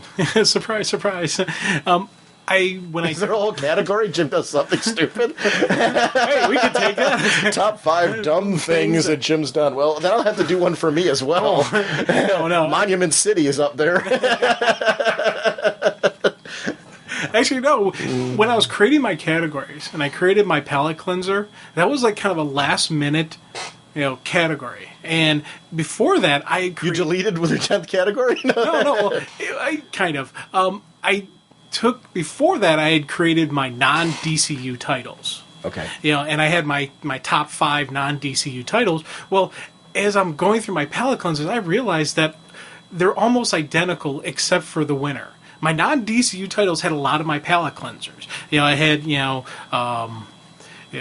Madame Xanadu. I had Tiny Titans, American Vampire, iZombie. But my winner from my non-DCU was your number 2. Mine was Welcome to Tranquility. Wow, yeah. So, and it's funny because as I was sitting there, I'm thinking I just redoubled up the same category, and I was kind of. But did you have a hard time with the placement of Tiny Titans? Yeah. Is that one to combat? Well, and it's one of those things where it's this great story where periodically, now for me, Tranquility had my number 1 spot as the my non-DCU title. Oh yeah, and there's no argument for me on that. It's a brilliant book. That had it locked in for me, figuring out where the others fit in. Because as I said, I was so happy and just so content with American Vampire. But I always had before that I had my Tiny Titans, and I read that that is the title I probably read the most. Because if I'm having a bad day of work and I only have one time to read one title, I will grab a title. I will grab an issue of Tiny Titans and reread it. And by the end, I'll be laughing, I'll be calm again, and all will be well, and I won't want to destroy the world again. It's one of those. It's that people in Iowa are breathing a sigh of relief because that's where you're starting, right? When you destroy the world. Hey, and so it's funny because as I'm sitting there and I'm thinking, oh God, I got to come up with another 10. I got to come up with another 10. And I honestly, one of the things I was thinking about doing, and I've decided not to do this to spare everybody. I was going to go through my top spoiler warnings, and I was going to re-examine the different spoiler warnings and see which one was my personal favorite of the spoiler. And I was did you have a personal favorite? Well, actually, my personal favorite is the. Because I know you at least did some of this. Yeah, I did the Painted Black is my personal favorite one. Okay. Because that one I really, when I went heavy into that, and I was, singing right along with, the Stones and just making sure I had the timing and just everything down for that. And I'm singing top of my lung, just, belting it out. That one hurt me the most. Yeah. Now, only because I'm such a Stones fan. Now, close one was the New York. I'm only kidding. I actually really like that. Close one was the New York one. Because for the moment, because we were at a con. Yeah, you're singing that, and people are applauding you afterwards, which hurt me as well because they're encouraging you. Yeah. No, all kidding aside, you do put a lot of work into those, and I really do look forward to when you throw in those surprise ones because I never know when they're coming because you never tell me. Right. So you've never, anytime, and that's something that people should probably know listening, anytime you've done ones where you make a song out of it or something like that or do a little twist on it, you never tell me ahead of time. It's more of a, here, I'm going to do it, bam, this is it. So that's really how it's been with my experience. So generally, my reaction at the end is a genuine one because I just saw it. I genuinely enjoy those. And I know the sheer amount of work that you do put into those to make them entertaining for the show. So that's the last time I'll admit that I genuinely enjoy them, though. So and it's on tape, it's recorded, and well, I can always edit it out. Yeah, and here's the thing: you'll never know. Well, I'll know, but the listeners will never know. No. You'll never know that I edited it out. Oh, yeah. So, I boost your ego right now, but I could be just blowing smoke your way. What I'm really going to say on the show is, oh, God, more spoiler warnings. My last category, and it's really a good concluding category, it's trends that I thought were interesting in 2010. Ones that, and some of these are in DC, some of those are a little out. I just picked top 5 things. There's a lot of things I could ramble on about because, I love rambling about things that I enjoy about comics. Number 5 for me, 80-page Giants and Holiday Specials. I'm a big fan of these, as they often showcase new talent in isolated or overarching short stories. Sometimes it's editors or established talent trying out a different character. Other times it's brand new people. Very experimental, always a nice read. I'm an anthology fan, and this makes me feel right at home. Number 5, an increased focus on creative teams getting a chance to bookend their runs. There's all kinds of reasons that a creative team changes, but for the fans, we want closure. And the book put in a place where the new creative teams can take over without major dangling plot threads. Plus, it also gives us a chance to kind of have that moment with the creative team that we've been following and enjoying. Supergirl's run ended with this. I mentioned earlier another run that ended with this. Wonder Woman's run ended with this. It's class. And, I can go on with multiple examples of that, but that's something that I, as a fan, appreciate when that happens. Jeff Johns did this with JSA when he closed off there. It's class. End off that book. He did it with Booster Gold.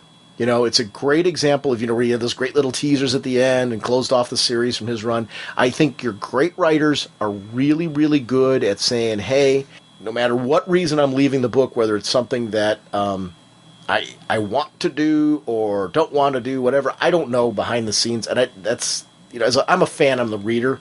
They do that for their readers. They do that for their fans to kind of say thank you for supporting it. It's something that I just want to shout out creators. It's appreciated by us. Thank you for taking the time to do that and giving us that closure because it's noticed and we do appreciate it. One of the issues that I think of with Birds of Prey, Swan Song. Why do I look back and constantly think of that issue? It's great closure. Seeing that creator come back to this book now and then take it to a whole new level. I'm like, whoa. Matters more because we got a great closure to the last run. So that's cool.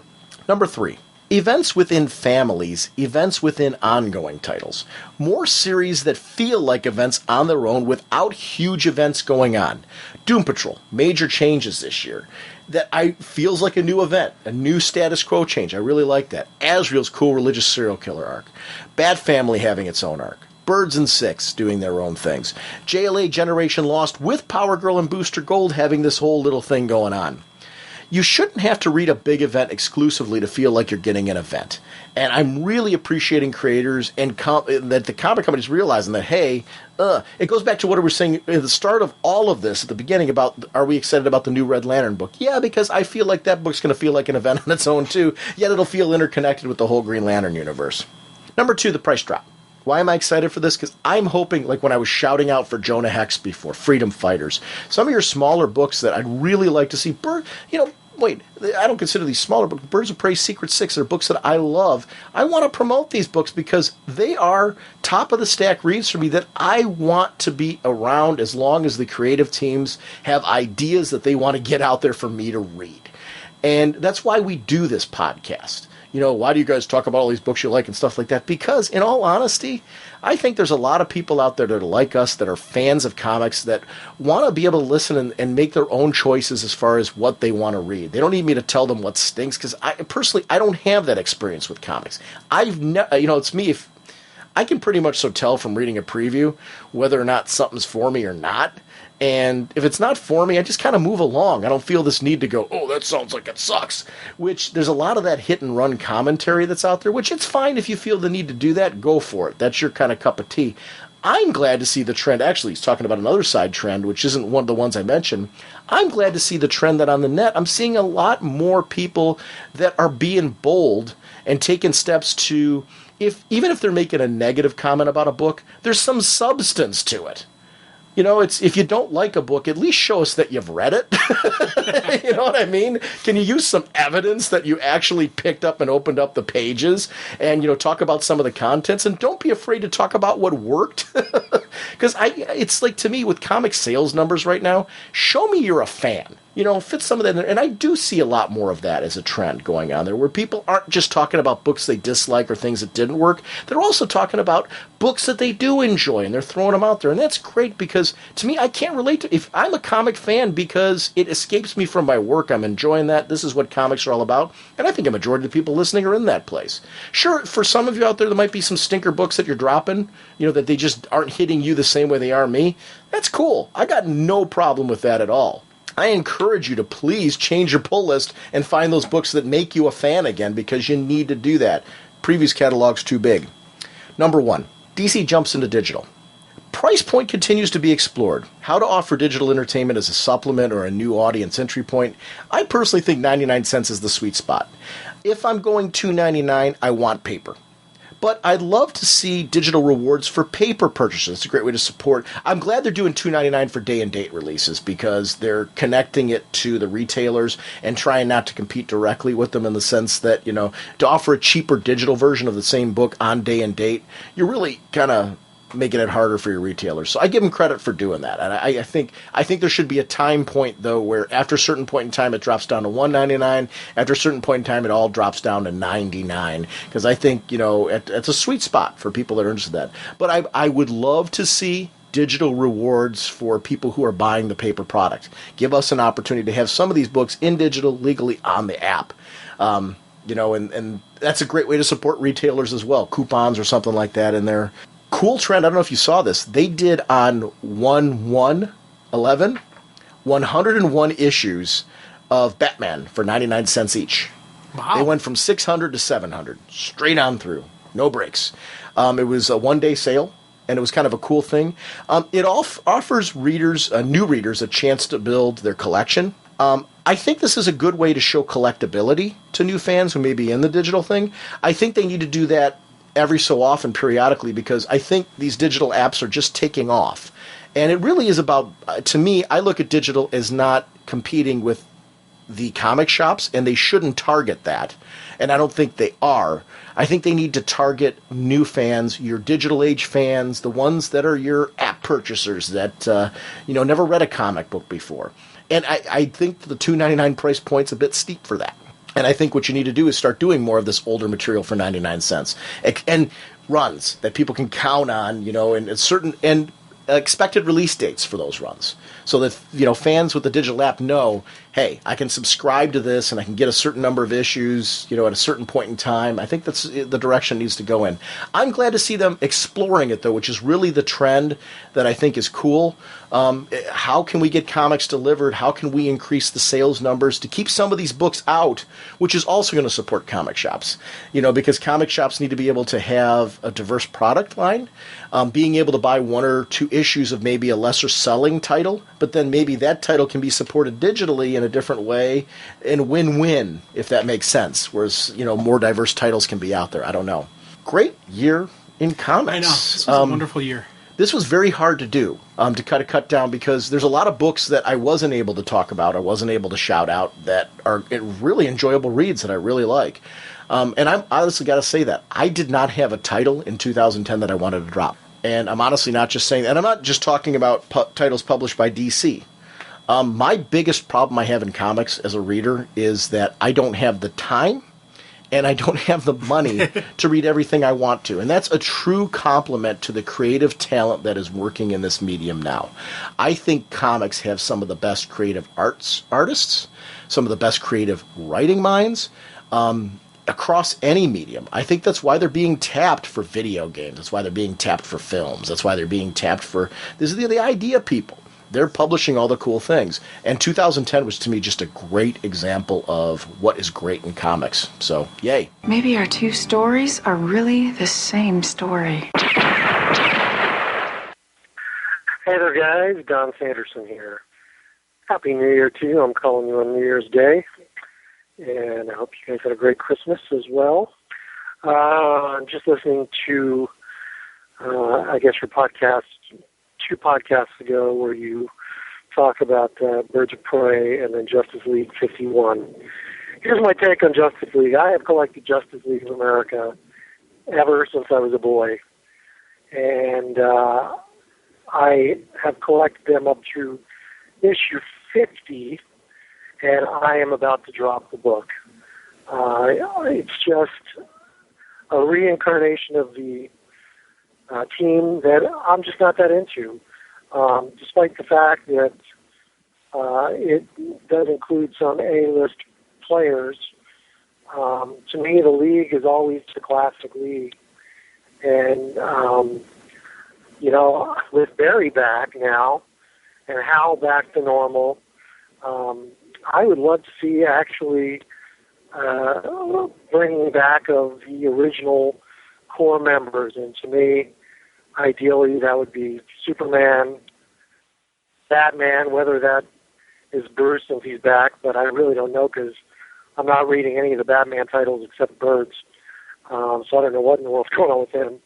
I have no idea what's going on with Superman because I don't read any of the Superman titles now. And I have no idea where Wonder Woman is either because I'm not reading her books or her book. But ideally, I'd love to see the Trinity back. If it needs to be Dick Grayson as Batman, I can certainly live with that. But then, bring back Barry and bring back Hal and bring back Ray Palmer and then bring back some incarnation of Carter Hall and bring back the Martian Manhunter because he's alive again. Bring back Aquaman and, maybe even to some extent, Black Canary would be fine too and Green Arrow. But to me, those are the guys that are the Justice League of America.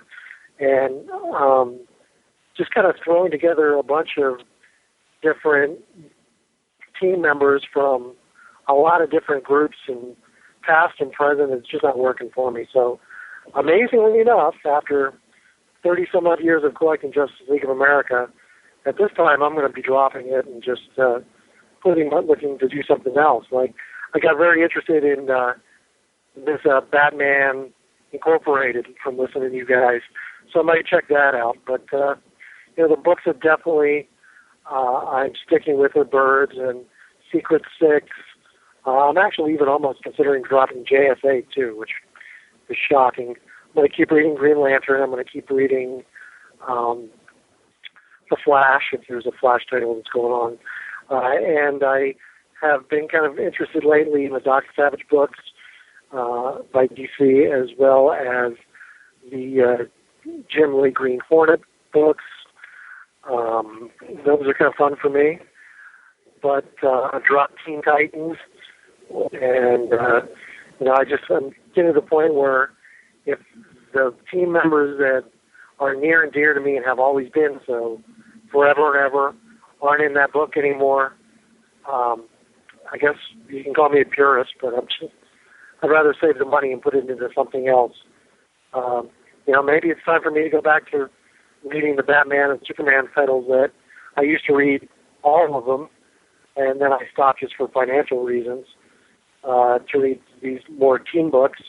Maybe it's time to go back to them. But as I was listening to your critique on 51, and you both seem to be enjoying it a lot, I just wanted to share that I'm probably going to be one of those guys, as you said. Some people are hating it, and it's not that I hate it, but I like to see Donna Troy in there. I like Supergirl in there to some degree. They've got the Speedster, and they've got the Kryptonian, and they've got the Amazonian, and whatever, but it's just not the same to me. So, anywho, have a great holiday, guys. I just wanted to share my 2 cents. And to say to all the listeners, Happy New Year. I pray that we all have a prosperous, healthy, and happy 2011. Take good care, guys. It's funny. I'm of two minds on this, because I am a fan of the current Justice League team, so I'm not going to change any of that, because it's a true fact. But when you're going through the lineup, and you're not the first listener who's mentioned that they would like to see a book with the classic league. Here's my problem with doing one in continuity, and we've had this discussion on the show before. But, for example, Green Arrow right now makes no sense to put him back in the Justice League. With what happened and what he was involved with, right now he's going through this whole process. It just doesn't work for him. I know you're not reading it, but I'll just say that Green Arrow right now can't come back to the league right now, not the way it is. Black Canary, I don't want to see her off of Birds. And to me, to have her in Birds and on the Justice League doesn't make any sense. They put her on the Justice League before as the team leader. I loved it. I thought it was fantastic. Then that never was resolved, and I think right now we've got the resolution in Birds. I think what's been done over there is just brilliant for Black Canary. I love her where she's at. Superman and Batman are an interesting conundrum, because technically, with the way that the storylines have been going on and appearances with Superman, it's been alluded to that he's been helping the Justice League. And we've seen him show up in the Justice League book with the stuff that's currently going on with the Crime Syndicate arc. So he's shown up there. So it is entirely possible to have him doing what is Walkabout and all that, and have him, even if it's not right away, have him come and be a part of the Justice League. Batman right now, that I don't know how much I want to tell you on that, because you're not reading it. Obviously, if you're listening to the show, though, you know what's going on. So I will say, obviously, Bruce is back, and I like Dick Grayson leading the team. So I'm very torn on this. Wonder Woman can't be on it because we don't know what's currently going on with her. Martian Manhunter, I'm guessing, and Aquaman are tied up until we find out what happens with them in Brightest Day. And then the Flash and Green Lantern. Green Lantern has a big event coming up. Flash has a big event coming up. Ray Palmer could certainly be on the team. These are characters you could eventually put back together. I guess I'm kind of a fan of, when we had this discussion previously, it was mentioned about the idea of doing an out-of-continuity book. And I think with the advantage of the multiverse that DC has, you could really do a quote-unquote out-of-continuity book that has all of the beats that you're talking about, but just clearly have it its own contained piece where you have these heroes together and they're living their lives and doing that. And that might satisfy some fans like yourself who are purists. I'm a long-time reader, so when you're running off that line, I'm like, I like all those characters, so I'm not against that. I just happen to really like the current continuity that DC has. I happen to really like the current Justice League team, so I don't want to see that go. But I'm not against the idea of the book that you're mentioning. So that's why I'm saying I'm of two minds. I guess I want both if they would go that route. And I would prefer the book you're mentioning to be out of continuity, because none of those players make sense dropping them back on the team right now. It just doesn't fit what's going on in their books. And I really feel the DC Universe is very cohesive right now, and I'm really digging what they're doing. That's me. I mean, that's my honest opinion on the whole thing. But I'm not against your book. Like, when you're running off the list, I'm like, oh no, I'd read that book. It's just my preference would be, if they did something like that, do it out of continuity. Put those characters in there, and put them at a continuity point where they could be together, and take the advantage of the multiverse. One of the great things about DC is that you do have a multiverse, and that was the way years ago. Why did the multiverse originally get invented? It was a way to explain certain heroes being around. First of all, certain heroes having appearances, like, for example, Jay Garrick, when he met Barry Allen. I mean, that went back to the core roots of the DC Universe. So why can't we have another Justice League on another Earth running around that's the classic League, to give for those purist fans like yourself? And I would love it. I mean, I think it's a great idea for a book, because I think there are people of two minds. I think there are people who are really enjoying this new lineup, and there's people who are like yourself, they're in there. And then I think there's people like me who are in the middle that are like, well, yeah, I would read that book, but I'm really digging what's going on now. So it's a very tough position, because I do see your point, and we've had the debates on the show before about it, and I see both sides of I really do see both sides of the argument at this point, just because I've been listening to a lot of different commentary. I've seen listeners who've really, really enjoyed what's going on now, because they like seeing Dick Grayson leading the team, they like seeing Donna Troy, seeing these characters. A lot of the characters you're rattling off are characters they're enjoying seeing, so it's a real mix. So I don't know. I think that there is a book to be put out there. Anyways, voicemails are one of my favorite things on the show. It's always great to have your voice and your content in there. And like Don said, it's a response to some commentary we were having, and he had a different opinion that he wanted to share, and I really like that. So our show voicemail line is 1-440-388-4434, or Dr. Norge on Skype. So if you have a chance, be sure to check out our show voicemail line and give us your thoughts. So I love having you guys a part of the show, so it's really, really great. And thanks, Don, for that great voicemail. There's a couple things before we wrap up the show that I want to remind everybody of. We have a contest going on right now. It's the Sensei Super Snuggie Caption Contest. Jim had these wonderful pictures taken of him in this Superman Snuggie.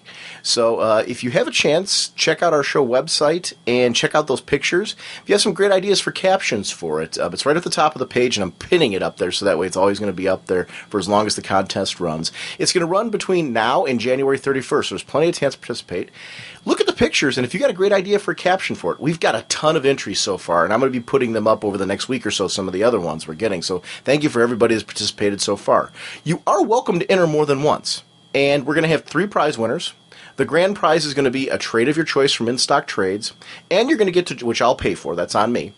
And then we're going to have you join us on a show segment where you pick 2 DC books that you're enjoying that you'd like to chat about on the show, and you come and join us for a couple show segments. So we'd like to have you on to discuss some current books. We've never done that before. Usually when we have people come on for a contest, it's usually to do a trade. I figured let's pick a couple of books that people are enjoying. Join us for a couple of segments to talk about some current continuity books that you're digging, just to mix it up a little bit. So that'll be the grand prize winner. Right afterwards, the first runner-up is going to be from we've got a grab bag of wonderful comics that have been donated by listeners, some that I pulled from my collection, just of trades, full runs of arcs for particular stories, some minis that you can choose from, both DC and outside of DC. So that'll be for the first runner-up and the second runner-up. So we have 3 prize winners, and I really want to thank listeners who in the past have donated comics to the show for the purpose of using for contests and things like that, donated to the show in any way. We've had listeners who donated money and things like that. We really appreciate that. We don't ask for any of that stuff, but it's something that I don't feel like I say thank you enough on the show for those things, and I really want to thank everyone for that. I also want to thank people in general. We're at the beginning of 2011. This is actually, these next couple months are going to be the end of our 5th year podcasting, and I'm really super excited for that because, you know, this is something, when Jim and I first did this, we thought we were going to do it for a few months, and to find out that we're still doing this 5 years later. March 23rd is going to be our 5th anniversary of the show. We are going to be at the C2E2 Comic Convention. Raging Bullets is going to be represented there the whole weekend, Friday, Saturday, and Sunday. Jim and I be at the table the whole time, so we would love to see you guys. So please make sure to stop by and see us during the weekend at some point in time, and get on the show. And we'd love to chat with you and thank you for listening to the podcast. So that's C2E2, the Chicago Convention, C2E2.com. One other thing, I always say this every year when we do this particular episode, and this will be my kind of final comment about the whole thing. I always recommend to people, after you're done with this episode, if you have some books that you're passionate about, that you're like, geez, guys, I really wanted you to shout this out, or this creator, or this thing in the DC Universe, and you didn't mention it, do that. One of the things that's hard for me whenever I do this episode, I read a mammoth amount of material during the year.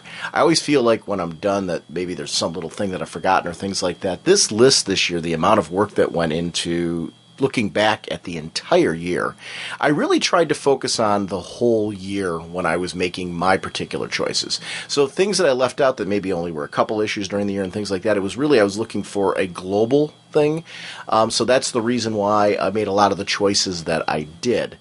It was funny, when Jim made a mention at a couple points times, I'm surprised that things wound up so low on your list. See, the funny thing was, I never looked at anything in my list as winding up low. The fact that they made the list, I had to chop out so many things from the original list that I was making to shrink them down. The only 2 categories that I made extensive were ones where I was doing huge amounts of things, like everything outside of the DC Universe. That's one mammoth category that could be broken up into like about 7. And then minis, hardcovers, and singles that were coming out for the year, you know, those which are really separate from the main books. That was really a category in of itself. The amount of material that was published at DC, one-shot specials, annuals, things like that could have fallen into those categories. I really had to pare that down from my original list. That's why I ended up making it a Baker's Dozen thing, because I was trying to make a joke of it, because my list would have been like 50 long if I'd gone the other route. So there's definitely things that we left out that were great this year. And if you want to honor something, please go to the forum, or if there's something that you agree with, or maybe you thought you would have put higher on your list, go to our forums and shout those things out, because I really think this is a great chance to point people to material they may have missed during the year. We have a lot of our listeners who have a very limited budget who look for things to read in trade after the fact. They look to collect them in hardcover or something like that, look for discounts when they go to conventions from the back issue bins. What are the things that people should be checking out? What do you think people shouldn't have missed this year? That's what this is kind of a rally cry on this episode of, as you close out 2010, tell people what they should be picking up in 2011 that they might have missed. I'm really looking forward to this year delving back into the books and really talking about what's great in comics, because that's what's great about this medium. So thanks a lot for your patience this episode and for listening to us and your support for almost 5 years now of the podcast, wherever you joined in, because I'm really, really excited for what the next few months are going to bring for our podcast, because it's really starting to sink into me now that, wow, we've been doing this for 5 years, and I really, really appreciate it. Rorschach's Journal. Theory of a nickel creed permeates the airwaves this morning. Same loaded playlists day in, day out. Your accumulated filth will foam up about their ears, and all the sheep and programmers will look up and shout, "Save us." And I'll look down and whisper, "Where monsters dwell." Wednesday nights on CHSR 97.9 FM or wheremonstersdwell.ca. Look at those strange little beetles. They look... Great neutron! Our sponsors for this episode are, of course, DCBService.com and InStockTrades.com. At the beginning of the show, I mentioned Absolute Promethea. You can get all 3 volumes right now, $99.99 regularly, 40% off, only $59.99. All 3 volumes are going to be out. They collect together all 32 issues of this amazing series. And the great part is, too, if you're like, I just kind of want to dabble in it first, you can start with Volume 1 and just pick up the beginning of the series and check and see if it's a book for you. If you haven't picked up an Absolute volume before, I cannot recommend them enough. The quality of the paper, the oversized nature of these books, these things are huge. They come in these wonderful slip cases with those ribbons that you can use as bookmarks. It's a really gorgeous piece. And it feels substantial. There's all kinds of extras and bonuses and perks and things like that for having the volume. It's something, though, if you're an art lover, this is really a great opportunity to see the artwork the way that it was meant to be seen. And these volumes, I cannot speak highly enough. If you've never picked one up, do yourself a favor and get them at a discount. It's one of the reasons why I try to shout them out anytime they're coming out, because it's a good opportunity to really grab something that's special at a really amazing price. So thank you, DCBService.com, for those wonderful volumes. And over at InStockTrades.com, Madame Xanadu Volume 3, Broken House of Cards. Collecting issues 16 to 21, 200 pages, $17.99 regularly, 38% off, only $11.15. Remember, InStockTrades.com, orders of $50 or more give you free shipping, and thank you, InStockTrades.com, for supporting our show. Jim, our next episode, we're going to jump back into, we've got a lot of plans for this month. We have some potential interviews, we have a couple of great segments planned with specific comics, and then there's a number of books that and events that are coming out this month that we really want to make sure that we focus on and talk about, as well as some of the smaller books that we don't normally get to on the podcast. Kind of what we've been doing in December. We've been trying to mix up with following the big events that are going on in the DC Universe with a lot of the major characters, but also showcasing and spotlighting some books that we haven't gotten to on the show in quite a while. So we will see everyone next week. Bye!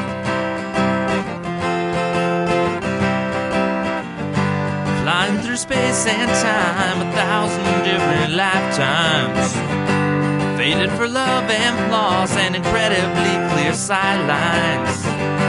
Swinging your mace around, such a practical outlook. Helping the JSA and occasionally supporting your own book. Hawkman, Hawkman. Eagle eyes can't see, Hawkman, your plan. And what you do to me, Hawkman.